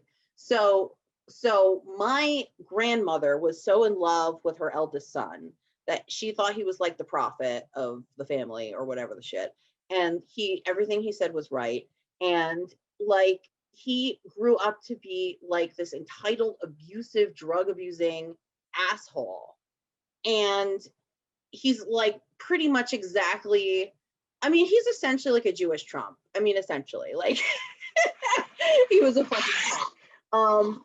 But like, so like, but at the same time, you could say that my grandmother was actually quite a feminist, because she was one of the first women to graduate from her like optometry college in 1929, and she started a business with her husband, an optometry practice. She held down that practice when he went to World War II, and she raised 2 kids by herself. And there's a lot of ways you could say that my grandmother was extremely feminist. But at the end of the day, she still favored her son enough that when it came time for her to croak it and she was deciding who to leave what to, she chose him. And my mom got nothing, because the men get everything in this family. That's what I was told that repeatedly. The men get everything in this family. And it's like, I I mean, I don't have a cute answer for you as to why women do that, why white women do that, but it's such an ingrained part of the culture that like they like look to men as their leaders. And so they, when they start raising a little leader, they start with that, you know, they start with that presumption. They start with that presumption that this is going to be a little leader. He shouldn't be asked to help mom with the dishes. He shouldn't be asked to, you know, like Interesting. say sorry for something that he shouldn't be sorry for, or you know what I mean, like that kind of thing. It's like you're essentially like raising little princes. Hmm. That's my interpretation. Interesting. Yeah. Yeah, my brother had to vacuum and take out the trash and all that kind of shit. Yeah. The difference is like we still had that whole like boys and girls separate roles thing, and my mom still favored my brother over the girls. But the difference was, it was like in our family, like everybody has a role to play. The boys' role is to do the stuff outside of the house. The girls' role is to do the stuff inside the house. And so, like, if I wanted to learn how to mow the lawn, I wasn't allowed to, because I'm a girl, and girls do. You know, I had to learn how to cook. My brother also had to learn how to cook, because my mom was like, I'm not going to raise anybody who can't. Like, you see that a lot. Like, if you watch TikTok, there are tons of black male chefs, because we're raised like, at least in my family, it's like you're not allowed to not know how to take care of yourself. The whole purpose of being raised by your parents is to learn how to take care of yourself. So you have to learn how to cook, how to clean, how to, balance checkbook, all that shit, so that one day you can get the fuck out. Basically. Weren't allowed to mow the lawn. Right. That's I mean, don't look too much into it, because like I didn't even learn how to comb my own hair. Like, we paid people to do that. So rock on. yeah, I grew up a little bit bougie. Because my brother mowed the lawn when I was like a little girl, and then when I was a teenager, we just paid somebody to do it. So fair enough. I mean, that's what happened to me when I was young growing up too, I think. But I mean, but that's not but that's an interesting dynamic though, that like I'm just trying to like rack my brains for a young white man cooking in my mind, and I cannot picture it. Like I really cannot. I don't know that I ever saw. I mean, my dad cooked. My dad cooked some stuff. He didn't cook everything. My mom cooked, like, she had to know how to cook everything. My dad cooked like when it was meatloaf, when it was hamburgers, he would like do the grilling stuff, or whatever. But my like, dad was the baker. ooh, My dad, to this day, like, it was so funny because my parents, I learned all of it from both of them, but like my mom was the stove cooker. Anything that went on the stove, she knew it. She nailed it, mastered it. If it went in the oven, she'd fuck it up. My dad was the opposite. If it went in the oven, nailed it. If it went on the stove, it would somehow be burnt on the outside and raw in the middle. We're like, how do you do that? And so, and my mom, like, I remember when I was like 8 or 9 at Christmas, we were, she was baking cookies, and my sister and I like got stomach cramps from laughing at her so hard because she fucked up the cookies like every batch. And we were like, we don't even need a recipe and we can fix, like, we can do this. Like, how do you mess this up? So like both of my parents knew how to cook different things. So I learned how to do both of it. So like my dad taught me how to, it's kind of funny because there is competition. This is the one area of competition like between females, but it was a mother-in-law, daughter-in-law thing. And it was like a mother-daughter thing. It's not like a general woman thing. It was specifically like my mother. My mother learned how to cook from her father, not her mother. And my father learned how to cook from his mother and his grandmother. My grandmother did not like my mother, my paternal grandmother. She didn't like my mother. So she didn't necessarily like teach her how to cook anything that she knew how to cook. And because my mother learned how to cook from her father, anything my maternal grandmother knew how to cook, she wouldn't teach her. She just flat out refused to teach her. So when I remember being a little girl and my mom would be like, I'm going to put you on the phone with grandma and you're going to ask her the recipe for her like oatmeal cake. And it was funny because I, raised by my father who was like, here, like, yeah, there's a recipe, but here's how you make a cake. And he didn't like, he didn't show us like a recipe for like a basic cake, but then he had this, this huge recipe book for like anything you could think of, but he would go in there without it and just like cook, And so my grandmother would, I'd be on the phone with my grandmother and my grandma would be like, okay, that's a recipe for the oatmeal cake. And I'd be like, Grandma, you didn't say eggs. like I know there are eggs in a cake, Grandma. Like you didn't, or like, Grandma, you didn't say flour. Like, what are you doing? But my mom didn't know how to bake. So she would be like, why didn't this turn out? And I'm like, well, you didn't put any eggs in it, And so, or like if we ask, like we knew, okay, for a cake, for like if it's a box cake, 3 eggs. If it's a regular cake, you make like 4 eggs. And so we knew like around, how many eggs you would need. And so my grandmother would be like, oh, some. Or like she would be like, you take your eggs. Like she would tell you the ingredients, but not how many. She'd be like, you get your flour and your butter and your sugar and, you take your eggs. And my mom was very anal of like, what's a dash? Like she didn't understand what like a dash was, or like what's a pinch. And because she needed like precise measurements. And we were like, a dash is a dash and a pinch is a pinch. And so anytime she saw me cooking and not using like measuring instruments, she would like flip clean the fuck off. She would just be like, what are you doing? And so like I would, I would get on the phone with my grandmother and she'd be like, put some eggs in there. And so I'd give my mom the list of ingredients that my grandmother told her. And she would be like, I can't do anything with this because it would just say eggs, and she's like, how many eggs? I'm like, she didn't say, she just said eggs. And so if I gave it to my dad, he'd be like, okay, well, it's going to be this. So we'd use like 4, or it's going to be this. So we'd use like, but my mom was just like, I need the numbers. so they like, but I think that was just a thing where like, they didn't like my mom. So they were just like fucking with my mom because because they would tell like my sister or like when my sister was an adult, she would call, like my sister and I used to love to cook. And so we would watch like all the great chef shows and like the Cajun Chef and like Julia Child and all that. And we would go like, oh, we want to cook. And so we go to our mom and be like, can we have money so that we can cook? And she'd be like, I'm going to give you however much money you need, but don't ask me to help you do a damn thing because she hated cooking. And so she hated cooking so much. She was just like, you can do whatever you want, but it better taste good. And I'm not helping you. So my sister and I would, go in the kitchen. We'd go to the store and buy all these ingredients, and then we'd go put all this stuff together. And if something messed up, we'd have to go to my dad because my mom would be like, I told you, don't ask me. so we would like just like you learn how to fix stuff, because like with my family, if it doesn't taste good, like they are not nice. They would not be like, oh, yes, this tastes good. Maybe next time you should add some paprika. They'd be like, what the hell is this? why did you put this in there? What is this? You didn't even put any butter like that. Like that's the family I grew up in. So That's awesome. like that's where a level of confidence comes from, because it's like, if nothing else, I know I can cook. Okay. Because I have the world's worst critics as family members. So there is a certain level of confidence. Because like to this day, like I said, I'm in my 40s. If I go to my dad's house, like I remember Thanksgiving, I made the entire meal I made enough for 20 people. It was only like 11 or 12. And they would eat it and be like, this doesn't suck. I made 5 desserts, 6 entrees, 6 sides, and you said this doesn't suck. And that's them saying like this is 5-star, for them to tell me like it doesn't suck. I'm like, thanks. So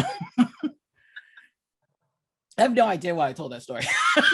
It's just because like the cooking rolls. Yeah, it turns out like when I grew up, I just thought that like men were barbecuers, because on Father's Day you always see the barbecue, the men are at the grill and everything. And when I grew up, my dad was barbecuing, and it turns out there's actually a story behind why my dad would barbecue. But when my siblings were growing up, my mom was the barbecuer. I'd never seen my mom at the grill once in my life, because apparently what happened was my mom was barbecuing, because she's the one who like prepared the meat. Because again, if it goes on the stove, it's my mom, right? So she would prepare all the meat and everything. She still always prepared the meat, but she would like prepare it and then be like, take this to your father. And then he would be the one to grill when I was a kid. And so to me, like, dad barbecues. And my siblings were like, no, mom barbecued. You missed it because you were a baby. You didn't even know. And I'm like, what happened? Apparently, one day they were barbecuing for like a party or something, and some animal came over the fence. And when it popped the fence, my mom was like, nope, and went inside the house. And my dad was like, okay, but you have to go back out to the grill. And she was like, there's a creature out there. I ain't going out there. And my dad was like, woman, there's $80. This is the 80s.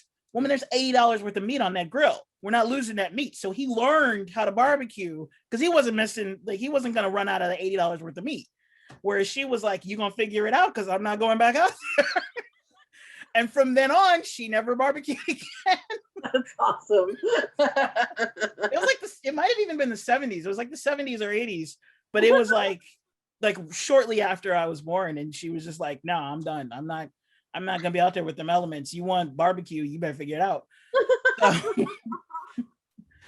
Nice. So yeah, but I learned how to prep it from her, because she would like prep everything and then just be like, here, take this to your father. And then my dad would teach me how to like clean the grill and put it all together and stuff. And I think I benefited from that simply because I'm the youngest, but I'm also the only, because I'm so much younger, because I'm like, my nearest sibling's 10 and a half years older than me. Oh, wow. Yeah. So, by the time I was 7, I was the only. And so because of that, it was like, they kind of relaxed on the gender roles. So like I learned how to change a tire, and I learned how to barbecue, and like my dad did teach me how to mow the lawn. I was an adult by the time he did, but I did learn, because my mom was very big on gender roles. Like she would say like, no man's gonna want you if you do this or da da da. But for me, like the way my mom always said it, it wasn't like you can't keep a man. It was like you can't get a man. But the notion was like, once you got one, like you're good. So yeah, it was never like there wasn't a lot of emphasis on like what to do to keep them. It was just like once, because to me it was a personality thing. Like if your personality matches with mine, yeah, we're good. And I mean, yeah, people do cheat, but I always thought it was like, in my head, it was like, oh, people do crazy shit, and then people don't want to be around your crazy ass, so they leave, or like they cheat on you or something. That's just accurate. That's but that's how I saw it. Live your life. That's accurate. So yeah, the punchline is, don't be a crazy ass, and you'll keep your man. Nobody listens. That's it. We just told the little right here. Don't be a crazy ass. Everybody gets a boyfriend. All right. Ready? I'm about to solve world hunger. You ready? We take all the billionaires and we take all their money and we pay for everything. World hunger, done. Yep. We just take the money away from billionaires and make them work for their own companies at the rate of hiring of new hires. Yes. And solves world hunger. Really. So you didn't think we'd be solving world problems, right? Yeah, easy peasy. We got this shit. Next. What's your fucking climate crisis? Let's do this shit. Again, take the billionaires' money, fix the problem. Moving on. I mean, with the climate crisis, really, it is capitalism that made everything the way it is. Because a lot of people don't realize that there is no scarcity. It's created by capitalism, the notion of supply and demand. Because there are enough, like all of the people in the world could fit inside Texas, which means really, which means like we don't need infinite resources, but we almost have them compared to how few people there are compared to like the Earth's massive people. A lot of people don't realize that we talk about like farmland and everything. The reason why we need so much farmland is because we're fucking up the farms that we have. Because we used to know, like, you till the soil and like you rotate crops, right? You can't grow the same thing every year constantly. But with capitalism, we have such a demand that this field has to grow this field has to grow that. And year round, we're cranking it out because now we're shipping it across the world. Whereas before it was like, okay, during this time, like this year, you're going to grow this, and this. And it was, farmers knew in order to replenish like the nitrogen in the soil, you can't do the same crops year over year. So you would go, okay, maybe it's walnuts this year, next year it has to be apples or something, because whatever nutrients were depleted by this plant is going to refresh that. And you just keep, it's a rotating scale. And that's why, like most humans before now, your food schedule changed every season. Like the fruits and vegetables that were available were different, but now you can go to the store and get an apple 365 days a year, but apples used to be a January, February plant. You didn't have apples in the summer, just like you didn't have oranges in the winter, So it's actually capitalism that's fucking up our agriculture. And a lot of the fields, like a lot of the food that we grow is not for us to consume. It's for the animals that we eat to consume, which is why a lot of vegans are like, hey, stop eating animals. We have enough land for all the food that we need to eat as humans, and because we're literally growing. It's not the situation where several hundred years ago, you would only eat what was available to you in that area. So in your area, you would till the land for where, you'd eat the fruits and vegetables seasonal to your area and whatever animals were around you. Now it's like, no, we literally will take cows to a continent they've never been on and raise them there specifically to be slaughtered so that we can make burgers and steaks in other countries. And that shit like that is what's eroding the topsoil and, leading to climate change. And then you have the other industrial things, like the ways that we're polluting our air and water and everything, basically. So that's why I say, like, capitalism is what caused us to fast forward climate change. Climate change was inevitable because a lot of people that are like climate deniers are like, this stuff is inevitable. The earth goes through cycles. Yes, but we are rapidly speeding those cycles by our actions. And it is due to capitalism.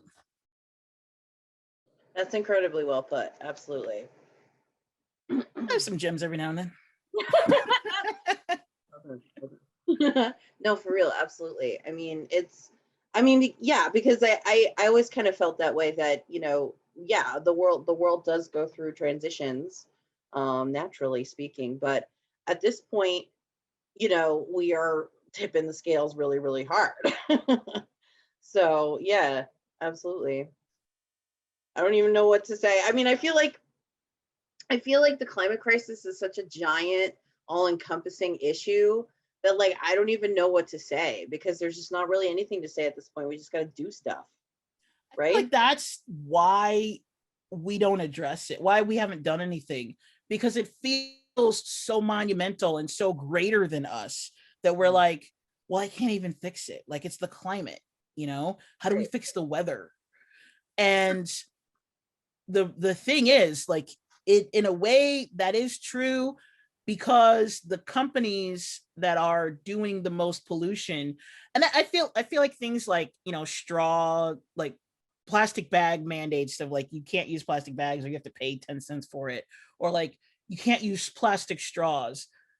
That's making, like, no offense, but that makes white people feel like they're doing something, but we're not actually doing anything, because nobody ever asked the question of like, if plastic is a problem, why are we still producing it?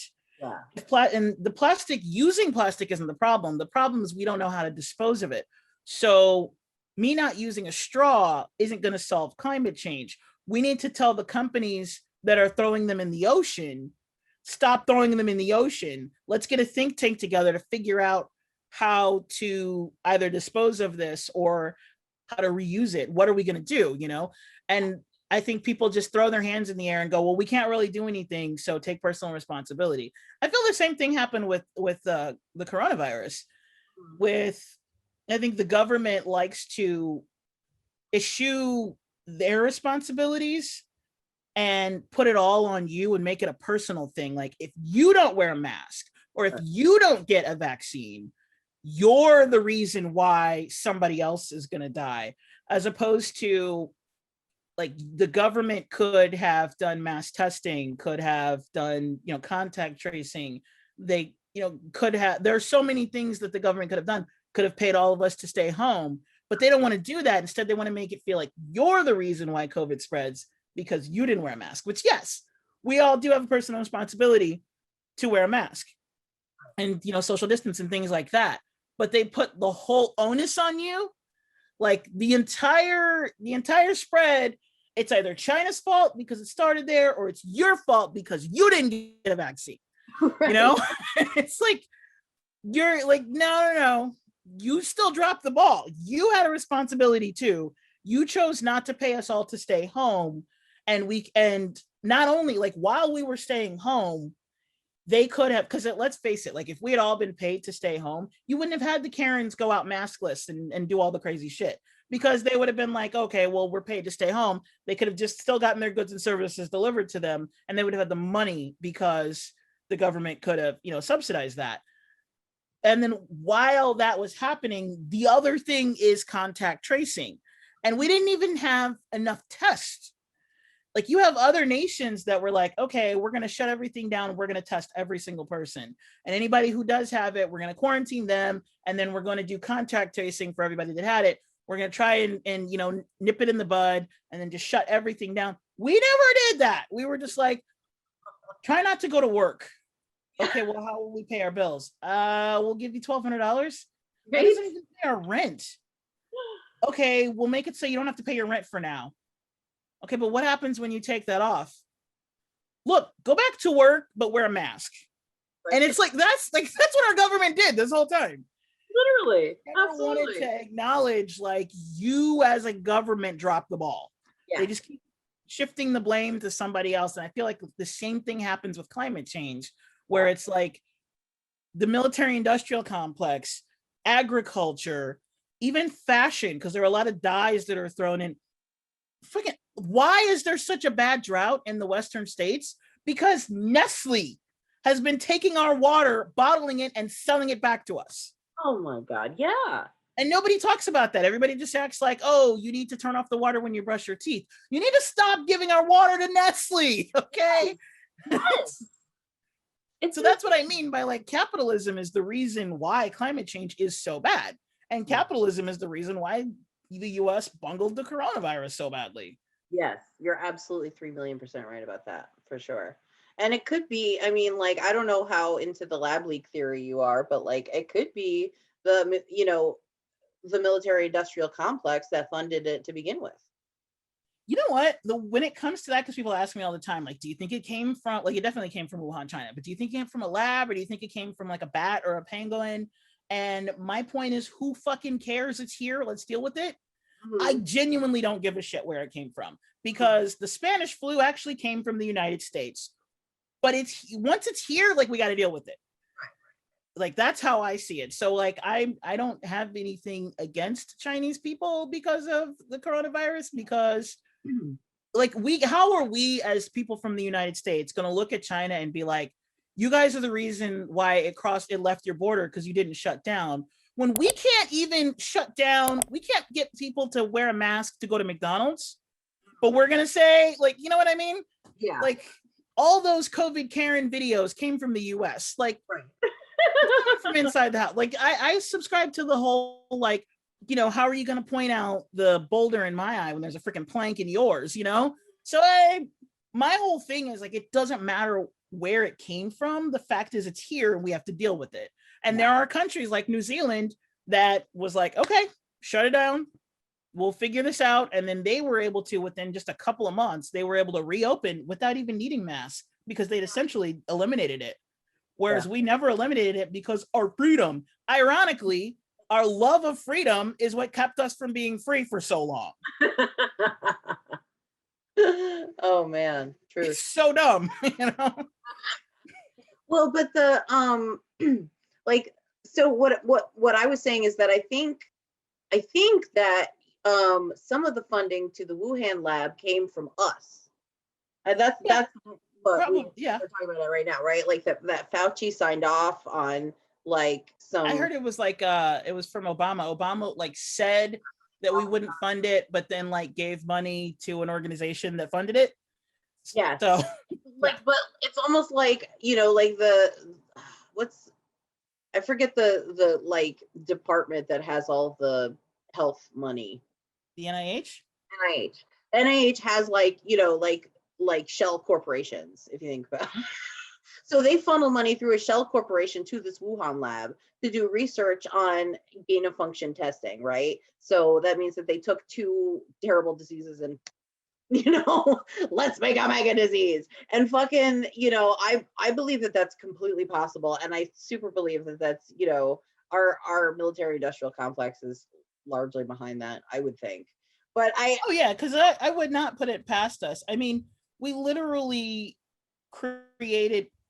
So you're talking about, what you're asking me is, do I think that it's plausible that the nation that took the Nazi scientists and gave them a job and told them, hey, why don't you create some, like, why don't you keep doing your science, but for us? Yeah. Like, and that same nation that is the only nation in history to use an atom bomb, do I believe that they're capable of potentially creating a pandemic, as, like, in the process of trying to come up with illegal chemical weapon or biological weapons? I don't know. What do you think? Is it possible? It's certainly possible. It's highly so possible they write comic books about it, perhaps. Right? So it's definitely plausible. Yeah. But I think that the only reason why I doubt that it is exactly what happened is because I feel like if that's what happened, then they would have had. Now that I'm saying it out loud, like, I'm kind of doubting my doubt, because I was getting ready to say, like, I feel like if that's what happened, then they would have had not necessarily a cure, but a potential vaccine ready to go. And then I'm like, yeah, but the coronavirus vaccine came out a year almost to the day that like, well, that is really fast for a vaccine. Right? I'm doubting my doubt. So yeah. Well, and there's cause to believe that we knew about the coronavirus like 2 years before it even came out. Like the possibility of. Okay, so the weird thing about this, we did know about the coronavirus because the novel coronavirus, like, the reason why it's called COVID-19 is because this is the year, 2019 is the year this particular strand of the coronavirus came out. But the coronavirus has been out for years. It's been out since, like, the beginning of the 2000s, I think, because that's why Wuhan had that lab to study it, because they've had outbreaks of different versions because it's called SARS-CoV. So remember like the SARS virus from the early 2000s in China. So that the virus itself, like the original, like the home virus, I guess you could say, or the host virus, like that's been out for years. So yeah, they've known about that, but it's this particular virus that was so contagious because from what I understand, the viruses before weren't aerosol. Like so remember when this virus first came out, everybody like AOC was like, wash your hands, and they were teaching how to wash your hands and everything. Yeah. Because to my understanding, and I could be wrong, I am not a scientist, I'm not a virologist or epidemiologist, but to my understanding, the previous versions of coronavirus weren't aerosol, meaning they weren't spread by, like you couldn't catch it just by being in the same room with someone who had it. You would have to actually come in contact with them or something they touched. Whereas this one was so contagious because it could spread through the air. Yeah. That's my understanding. So yeah, yes, they were studying the coronavirus in this lab. They've been studying it for like 15 years, but it's this new strand that was aerosol. That's what was so deadly because like anybody could spread it and you don't know. Yeah. So as far as I know, and I'm going to state again, I'm not a doctor. I'm not a scientist. I just read shit. That's all I know. Yeah. So, cool. Because I don't want anybody to come in here and be like, she did that, she said that. Like, I don't know anything. Don't take advice from an idiot on the internet, is what I'm telling you. I am telling you not to listen to me. Okay? You're supposed to worship your every word. You would be amazed at how many times, I say it so much because you'd be amazed at how many people will like come up later and be like, well, she said this. And I'm like, yeah, and there's no reason for you to listen to me whatsoever. So if you listen to somebody you saw on YouTube, you're the idiot. So. And there is equal reason not to listen to us as there is not to listen to the president, to your teachers, to literally everybody on this planet, because we are all human and we are all fallible. So let's not put anyone up on a pedestal, please. Yeah. So what I got, for me personally, because I don't trust, like from you just saying that, I don't trust the president, especially since at the time it was Donald Trump. And I didn't trust Fauci because I knew he had a lot of ties to the Clintons. So I was like, even though he can't be fired by Trump, he's still willing to play politics. Oh, yeah. So I didn't trust any of those people involved. So I decided to like read abstracts of like studies of scientific studies. And it's not easy to find like American journals online, but you can find like Italian, Spanish, Chinese even. And so I would read the abstracts for that, like because Google Translate, you translate everything. And so I was like, oh, okay, so like vitamin C, like in Wuhan right after this the virus hit, like I want to say like February, they started doing trials on massive doses of vitamin C to see if that could help. And I think it was in Italy. It was either Italy or Spain. Doctors noticed that the only difference between somebody who like they did a wide scale, because they were noticing like it hits old, young. I don't know where this notion that like young people couldn't get it came from, because that's not at all true. So they noticed like it could happen to, older, younger, people who were healthy, people who were sick. Like it could cross, like usually they could be like, here are your factors. And they were like, this disease is just, it hits everybody. Like anybody can get it. And they were trying to figure out the difference between the people who got it the most severe and even died from it compared to the people who got it and were asymptomatic, or the people who got it and it was just kind of like having a cold or flu, but they got over it. And from the studies, like I said, I don't remember whether it was Italy or Spain, but one of those countries, they were like, the biggest difference is vitamin D. How much vitamin D you have, which would explain why darker skinned people were dying from it more, because especially in Northern America, like in the Northern Hemisphere, dark skinned people tend not to get enough D. So unless you supplement it in your diet, especially like when, during lockdown, if you stay inside, you're not getting enough vitamin D. So, and after I read that, almost every single report of people on, because, on Twitter, people would say like, oh, I got it, or, my friend got it, or my aunt got it, or whoever. And every single report, those people, they would come back like, yeah, they had low vitamin D. Like, not the people who got it, but the people who got like really sick. And they all, like, every single, and I know it's anecdotal evidence, but it was anecdotal evidence that followed what I read from like these scientific studies. And they weren't official, because basically, like, this was during the time when, remember, Italy they had so many cases that like they couldn't keep up, and it was in the news and everything. And then everybody was like, the US is 2 weeks behind them. Right. And then, of course, like shortly after, we were like, oh, USA, like we win. Like, we overtook them in number and in, hospitalizations and everything. But it was like at their peak. So it wasn't an official study. They just like, they threw everything at the wall of like, what's the difference between the people who died and the people who haven't just walked away? And the only factor that they were able to corroborate in every single case was the level of vitamin D. Wow. People who were not deficient in vitamin D got it, and it was like a cold, or they were asymptomatic.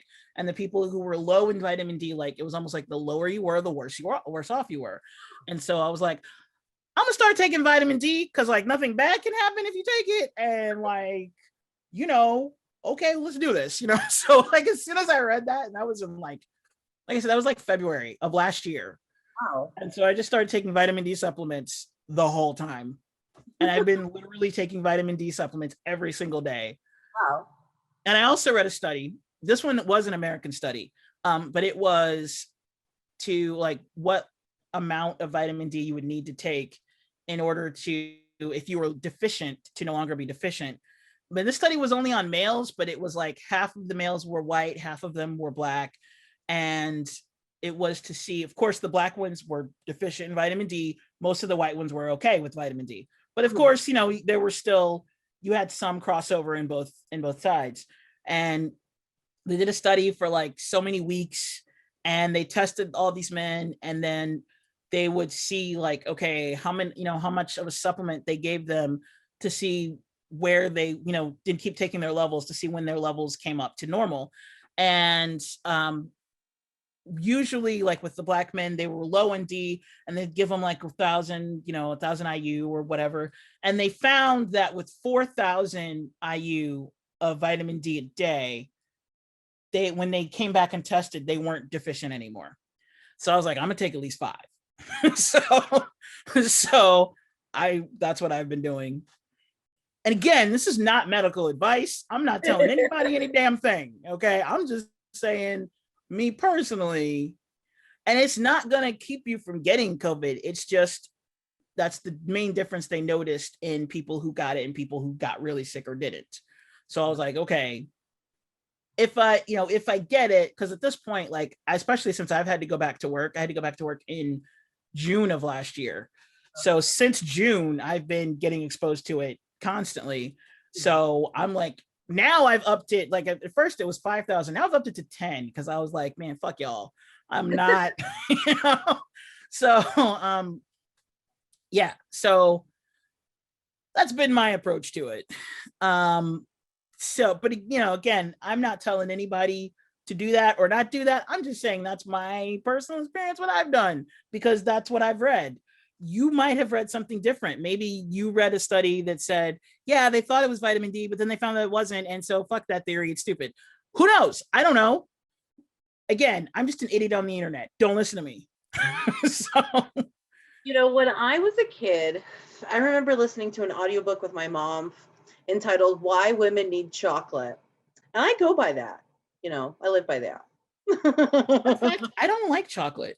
What? How? Well, why? That's right. Yeah. So I'm a server, and I hate it whenever people say, what's good here? Or what do you like? I'm like, lady, you probably eat chocolate and drink wine, none of which I do. What do you want? And I have to tell people that, like, look, don't ask me, because I don't like chocolate, and you probably love it. So what do you want? And I'll tell you what to get that you'll like. But yeah, don't ever ask your server what's good, because you don't know. Odds are, like, most of the time, and I've been a server for over 25 years, most of the time, if you ask a server what's good, they're going to do one of two things. They're either going to tell you the most expensive thing on the menu or the thing that gets sent back the least. There you go. But they're not actually going to tell you what they like, because most of the time they don't eat there. Yeah. It's our job. We don't fucking hang out. Like, this isn't a Friday afternoon for us. It's paying our bills. We don't give a shit about the food here. Most of the time when we eat at our restaurant, we ask the cooks to modify that shit because we don't want it the way it is on the menu. And you don't get free food, right? No. Unless you send something back. Like, that's like a rumor, like a fucking thing of the past. Like, that never happened. Like, I don't know who gets free food at restaurants, but I don't ever remember. Like I said, I've been serving for 25 years. I don't ever remember getting free food at a restaurant unless you're back of the house. Like, cooks get free food, right? But server, the front of the house, we have to pay. We've always had to pay. We get 50% off, but we have to pay. But so how we get free food is we get the cooks to give us food. That's how we would do it back in the day. Either that, or like, if you send something back, we have to throw that away. Now, because of COVID, like, we throw everything away. But like before, if you were like, this is cold, can you make me another one? Sure, that's my lunch, you know? Right. Because we would be like, oh, you took like a bite out of it. We're just gonna cut that part off, throw that shit away, and eat the rest of it. Yeah. That's what we used to do. Like, now, like, since COVID, like, everybody's a germaphobe, so we're like, I'm not touching shit. Right, I'm not even boxing your food for you. Here's your boxing, you do it your damn self, you know? Because now, like, anything somebody touches, like, no, that's just going straight in the trash. Yeah. I was never a server at a restaurant, but I worked at some version of Starbucks for several years, and we were never allowed free food. We were not allowed to take home, after like my first year, we were not allowed to take home the wasted food. So, see, that's weird, because I know a lot of people who worked at Starbucks, and they used to constantly, like, I had roommates that worked at Starbucks, and our fridge was filled with their expired food. They were allowed to take it home. Depended on your supervisor or whoever, you know what I'm saying? Because like, they're not going to go through the garbage to see if you actually threw it out, right? It's on the supervisor's word. But I just happen to have shitty supervisors or whatever. I never got to take food home. See, even that's capitalism. Because the reason why you weren't allowed to take the food home, there are two reasons. One is because they were afraid that if you got used to it, you would intentionally make too much so that you would have food to take. And two, because if you got sick, they're afraid you might sue them for allowing you to eat food that had expired. Right. So it's all about money, which is why they don't let you have the leftovers. Right. Right. Fucked up. Capitalism is fucked up. It's fucked up that if you work around food, that you have to worry about starving because you don't get free food. Yes. That's fucked up. Yes. Yes. Yeah, it's capitalism in of itself. It's like, it lacks empathy, therefore it's not a good system. Yes, exactly. It's all about like who, you know, it's Survivor. Bringing it full circle, man. It's fucking Survivor. The real life edition, right? Like fucking yeah. Who can be the best dragon with the most infantry to protect their gold hoard. Right? Like, well, like, as a server, so I've been a server in multiple different systems. The norm in the US is capitalism. As a server with a capitalist system, we're racist, we're sexist, and if you're not my table, I don't give a shit. Can you get my server? No, because I'm doing my own shit and I don't really care. Can you help me? Am I gonna get paid for it? No. It breeds that mentality. And it's not like, I'm not saying me, I'm like everybody. Like, capitalism breeds that mentality when you're a capitalist in a capitalist system. Like, these are my tables, and if I need help, I'm gonna have to go to the manager, odds are, because no other server is gonna want to help me because they have their own tables. And if other servers need help, why would I help them when I need to help my own tables? You know, so it's very selfish. It lacks empathy, just the notion. And the reason why it's racist is because certain races don't tip well. So when you see them, you're like, well, I'm not going to make any money off of you, so I'm not going to give you my good service because you're not going to tip me well. A certain gender tends not to tip well. So when you see that gender, you're like, oh, it's just a bunch of women. You know what? And like, by the way, like the Karen term, that's been a thing for servers for ages. Yeah. We used to call white women Karens constantly. I actually thought it started in the service industry because we've been doing it for decades. Wow. So like a table full of white women, we were like, oh, fucking Karen. You know, just like, and so I think it's hilarious that like they think it's a bad word now. So yeah, and like, but a table full of Black people, they're Canadians. They don't tip, but not, you know, it's not a hard and fast rule with Black people, because it's kind of funny because there are some people who are like, oh, Black people don't tip, and I'm like, really? Because that Nigerian guy just gave me 25%. You know? It's like, maybe it's not the people, maybe it's you. But there, you know, there is like, and I've had Black tables that you would think were ghetto, like they act totally ghetto and everything, and then when the meal was done, they left me a 50% tip. Nice. You never know. Yeah. But most servers go by the standard of like, well, these people don't tip, so fuck them. These people tip well, so you kiss their ass. I have been stiffed by tons of white people. So, you know, and there's also like a cultural element to it, because I have had white people like treat me worse just because I'm Black, but I've also had Black people treat me better just because I'm Black. So it, you know, it goes both ways. But then when I've worked in like a socialist type of a system where there's tip sharing, I personally hate tip sharing. But I understand it, and I like it. Okay, I know that sounds weird because I just said I hate it, but I also like it because as a person, so as a server in a capitalist system, you hate tip sharing because you want your ability to pay your bills to be up to you. You control your own destiny, right? But as a person, I like tip sharing because now the whole restaurant is my section. If you're pissed off and don't tip your server, that's going to cut into my money at the end of the day because we all share now. Right.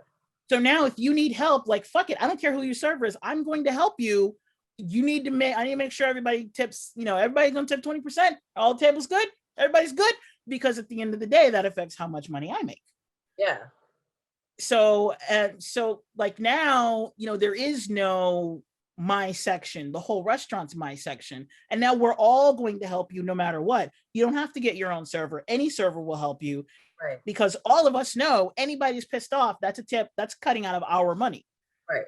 So we all help each other. And now when it comes time for side work, we all just do what needs to be done. It's not, this is my side work, that's your side work, why aren't you doing what you're supposed to do? It's, this needs to be done, I'm gonna do it. And everybody does that because we all see the utility in, like, well, of course, like, it needs to be done, I'm just going to fix this. And then, you know, somebody else is doing something else, and we didn't even really need side work assigned because everybody just did whatever needed to be done because it helped the machine keep going, you know? Right. So yeah, it's a weird situation, and like, I actually made way more money that way, which is kind of weird. I made more money under the socialist system because we all gave a shit. Right. Because, you know, now, and also, like, it went by how many hours, and I was the opener, so I happened to work more hours.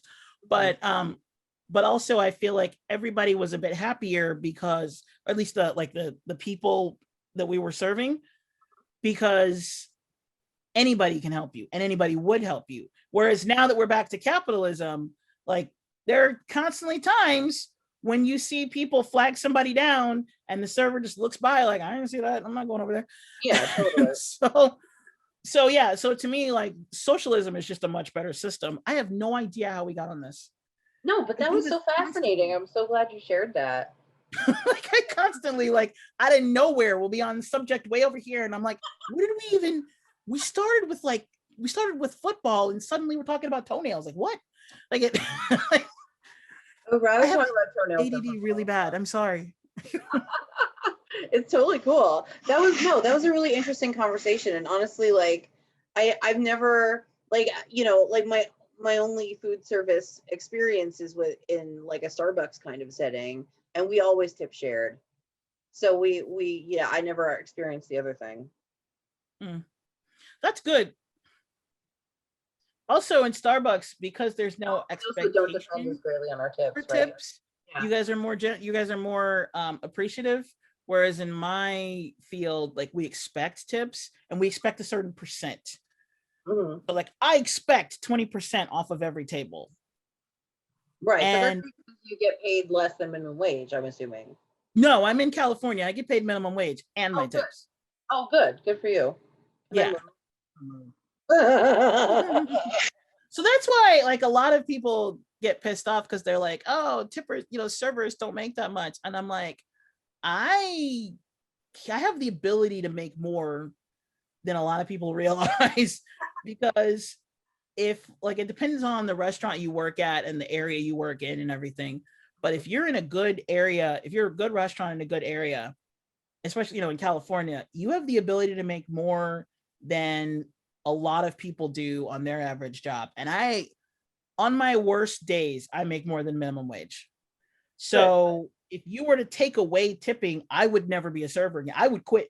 If they came up with a rule and they were like, hey, we're going to do away with tipping, I would be like, well, then I'm not a server anymore because I'm not doing this for minimum wage. I'm telling you, like, yeah. I'm not doing this for $14 an hour. It's not worth it. Yeah, for sure. And that honestly there were two things that appealed to me about being a server. One, because I'm nocturnal by nature, I can work at night and I don't have to work in the mornings. You don't have to have like the typical like 9 to 5 job. There's a fly, sorry. I don't have to have like a typical 9 to 5 job. And then two, because you get paid on tips, there's no limit to how much I can make. Now, yeah, there are days when it's really shitty and you only make $40, but then there are days when you make $200 or $300. Mm-hmm. So it doesn't always balance out, but it balances out enough that I'm like, I would not work a minimum wage job because it's like, I wouldn't do, especially serving.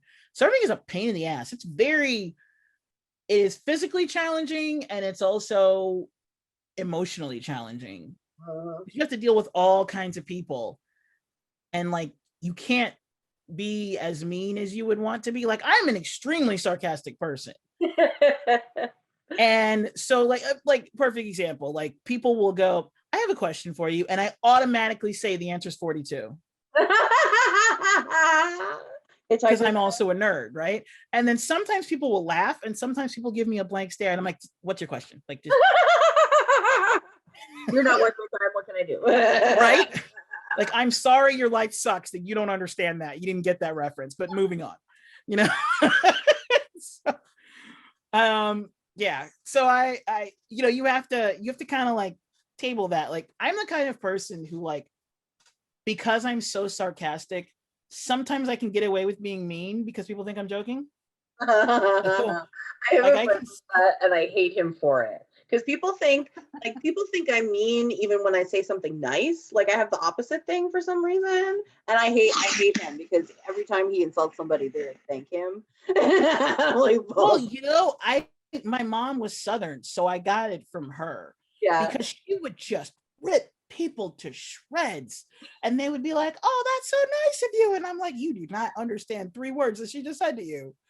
Like when a Southerner says, bless your heart, it's not a good thing. It's not a good thing. No. When they say, oh, especially when they hit you with, oh, bless your heart. No, they're not. That's not a compliment. They're not blessing you. No. So, yeah, and there were so many things like that. Like my mom was essentially Julia Sugarbaker. She would just rip you to shreds, but it sounded so nice. And everybody loved it. And I'm like, do they not understand English? She didn't say... And so I was like, if you just make people laugh, they will accept your, you know, you can rip them to shreds and they'll think it was great. Mm-hmm. And so that's true. Yeah, I mess with people all the time. Like at my job, like we do family style, like big portions, right? Mm-hmm. You tell people that. And then they're like, no, I can eat it and it's fine. And you're like, okay, fine, order 5 meals for 2 people, whatever. But I try to be like, hey, don't order 5 meals. There's only 2 of you, just get 2. You're good. Trust me, you'll be fine. And they're like, are you trying to say I can't handle it? And it's like, what you want? It's your money. And then they get it and they're like, oh my God, I need boxes. And I'm like, no, you're good. You're gonna eat it, right? You said you were good. So like I'm gonna come back in like an hour, it's all gonna be gone, right? Yeah. So yeah, that's another fucking thing. If you walk into a restaurant and like you don't trust the server on like portion size or whatever, like that's your fucking issue. Like you need to like this is your job to know how fucking big the plates are that you deliver and shit. Like give me a break. My favorite is you used to have it. No, we didn't. Oh yeah. No, you had it last year. Oh, that's funny because I've been working here for 5 years and no, we fucking didn't. It's like you honestly think I just like forgot because you know how they have like the off menu drinks and shit, like you can look up online and stuff. So we got some of that sometimes. In California, like every restaurant has a not on the menu. Like even my restaurant, we have an entire menu that is not on the menu. But the only way you know is like you have to ask for it because I'm not going to tell you. Like, it's just, you have to know. Like, do you have this? Yeah. And people are like, you took that off the menu 5 years ago. Yeah, but we can still make it.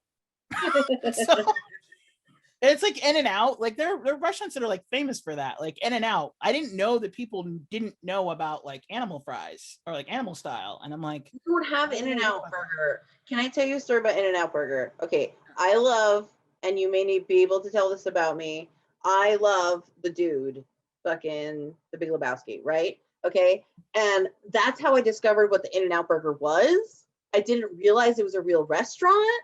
Is it in the movie? I don't even remember. I don't remember In-N-Out being in the movie, but yeah. It's for like 3 seconds. They go there once and like eat a burger. Oh, okay. Like I for some reason never heard of it before. And then a friend of mine that I met in college was from California, and she was like, "Oh yeah, In-N-Out Burger. We have them all the time." And then she brought back a T-shirt from In-N-Out Burger for me, like from like vacation one day, and I was like so psyched. It was my favorite T-shirt forever. There's even a song like In-N-Out, In-N-Out. That's what a hamburger's all about. That's the commercial. I love that. You know what's so funny about In-N-Out? They just sell cheeseburgers. They sell like they have like one burger, right? And it's one burger and it's like, do you want it with 1 patty, with 2 patties, or like a 3? You can get it like just a regular burger or a cheeseburger, and then there's like fries and then like drink and shake. That's it. They don't have salads. They don't have like, there's nothing else that they sell. They just sell that. But you can also get it like animal style, and like you can get a grilled cheese sandwich, which is what I usually get because I don't eat beef. And, what's animal style? What does that mean? it's with like sauces that are like spicy. It's like sauces that have more flavor to it. So like your fries, it kind of, it's, how do you describe it? It looks like Thousand Island, but it doesn't taste like it. Okay. So it's like, it's kind of like a tangy sauce with like seasoning and everything in it. Yeah. It's pretty good. So yeah, if you ever go to In-N-Out, get animal style fries. Those are pretty good. And I don't usually get animal style though. I usually get grilled cheese, which is also not on the menu. So, but there's a way, like if you order it, the first thing they're gonna say is with or without onion. And I don't like onion because it's nasty. But yeah, I didn't know that people didn't know, because even though it's not on the menu, like it's always been a part of it. Like you always knew. I don't know how we know. We just do. we just know what the things are, and you go and you get the things.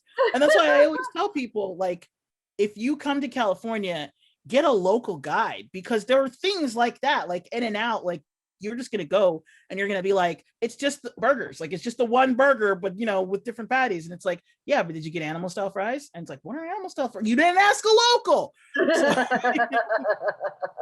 and like it's funny because there were people at my restaurant like a couple months ago, and they were like, oh yeah, we're leaving California, this is our last meal in California. I'm like, and you came here? This is a chain restaurant. What are you in a chain restaurant for? Go to a taco truck. And they're like, no. And I'm like, okay, this is not like, New Jersey or some shit. Like, taco trucks are the thing in LA, okay? 2:00 in the morning, you find a taco truck that sells authentic tacos, and no, they're not gonna have cheese. And the tacos are like $1, $2, $3. Like, trust me. Because I guess people have like this mentality of like, taco trucks or like, food trucks are dirty. No, food trucks are like a staple of California and like Southern California and lifestyle. Like, food trucks are the bomb. They're expensive as shit, but they're the bomb. Like, they're vegan taco trucks, or not taco, but like food trucks. Those are so good. Everything's $20, but they're so good. Yeah. Like, we will look up when a taco truck, or like not a taco truck, but like a food truck, because there are like there's a down the street from me, right in front of a Del Taco, there is a fried rice truck. Ooh, that sounds good. Yeah, I haven't tried it because literally everything's like $20, $30, and I'm like, I'm not. What if I hate it? Because above all else, I'm a cheap ass. But it's not like I say that and then I'll be like, oh, $30 for lotion, that's fine. So I'm a bougie cheap ass. It's a very complicated situation. You're selectively cheap ass. So, but like, if I ever tried it, how I would have to find it is like, my cousin, who will pay like $100 for anything just to try it, she'd have to try it and then be like, oh, this is good, and then give me a taste, and then I'll go buy it, because I'll be like, well, now I know it's good. So I'll drop $20 on fried rice. Who cares? But I have to know it's good first. Right, for sure. I hope they give you a fuck ton. $20. Jesus Christ. Huh? I said, I hope they give you a fuck ton. $20. Jesus Christ. $20. They usually do give you a lot. Like, they don't skimp on it, but like, food trucks are so expensive, especially like to run, especially in California. Because I was considering doing one, because like, I learned how to, like I said, I learned how to cook from my mom, and because she's from the South, but then moved to California at a young age, she has her own spin on like Mexican food. Mm-hmm. So like, the way we make enchiladas is not Mexican enchiladas. It's like a Southern kind of an enchilada, but like, don't worry, it's not fried and it's not like doused in like grease. Okay. But it is like, so she seasons her meat differently, and she uses like a ton of enchilada sauce, and like, we douse everything in cheese because cheese is delicious, and then also use black olives. And so I've made enchiladas for people, and they're like, that's not a Mexican enchilada. I'm like, I don't know if you know this or not, but I'm not Mexican. And so so it's it's our take on it, and so we have our own take on like tacos and stuff. And people have said like, this tastes really good, but it doesn't taste anything like Mexican food. And I'm like, I know, I never said it was Mexican food. I just said it was an enchilada. So I know that it doesn't taste the way it's supposed to taste, but I like the way this tastes. And so I thought about like starting a food truck, because I figured out how to do that vegan and like well enough. Remember my dad that's like, this better taste good? I cooked vegan enchiladas for him, and he had no, I didn't tell him that they were vegan. Mm. I made them, and then I gave them to him. And then he ate them and said they were really good. And I was like, those were vegan. So gotta do it, because I was like, yeah, if I could get him to eat them, then anybody would eat them. So yeah, I was like, yeah, I should probably like, make and also like, the way I make nachos, I just call them chos because I'm weird. But yeah, I make nachos slightly differently. I thought you said, and the people who ate nachos, it wasn't my dad this time. I was living with these people who, they were so weird. Like, they would eat a chip and then they would take a bite of cheese. And I'm like, there's a whole people who've like put that together, and you can just like, there's a dish. And they're like, no, we don't like nachos. And I'm like, you haven't had my nachos. And they were like, I don't like nachos. I made a big ass pan of these things. I mean, like, enough to feed like 20 people, right? Half of that pan was gone by the end of dinner. Because I was like, all right, I'll make some nachos for you. And like, the next day I went and did it. And like, half of that pan was gone with 3 people. And I was like, I thought y'all hated nachos. And they don't even eat leftovers. They ate the leftovers. Cause I came down the next day, like, okay, at least the rest of it, will be. I'm like, they ate it. It was gone. They were like, yeah, that was good. I'm like, apparently y'all don't even do leftovers. Like, what the hell? You should start a food truck, clearly. Well, I looked into it and it was just too expensive. Because like it's not the truck itself, but like all the licenses and everything that you have to do. And like by the time and like the cost of the food and everything, the truck is like almost the easiest thing to come up with. But like after you get it, then you have to go through, like you have to, pay for all of these different inspections and licenses and all of that. And then you have to buy all of your ingredients and everything. And then you have to hire people to, pay the people to do it. By the time you finish paying for all of that, and then you pay your taxes, you just barely didn't break even. You just made just a very small profit. And that's why food trucks are so expensive out here, because it has to be in order to cut a profit. Yeah, that sucks. Yeah, so I get it. I'm like, I understand why your fried rice is $20. I'm still not paying it until I know it's good. Yeah, absolutely. Yeah. Well, I hate to wrap this up, but I got to pee so bad, and then the minute I get out of my little nook, like there's just no setting it up again. Well, the funny thing is, like, I fucked around and made myself hungry. Sitting there talking about fried rice and nachos and enchiladas. Now I want some nachos. Like, I'm gonna go to the store and buy some stuff, make some nachos. Yes. You be sure to send it to me. I will put it at the end of the episode, and we'll be like, "Happy nachos." I don't know. Well, thanks for having me on. Thank you so much for coming. This is great. We got to do this more often, and I'm excited to come talk to you on Thursday. Yes, Hunger Games should be fun. I have so much things to say. I'm so excited.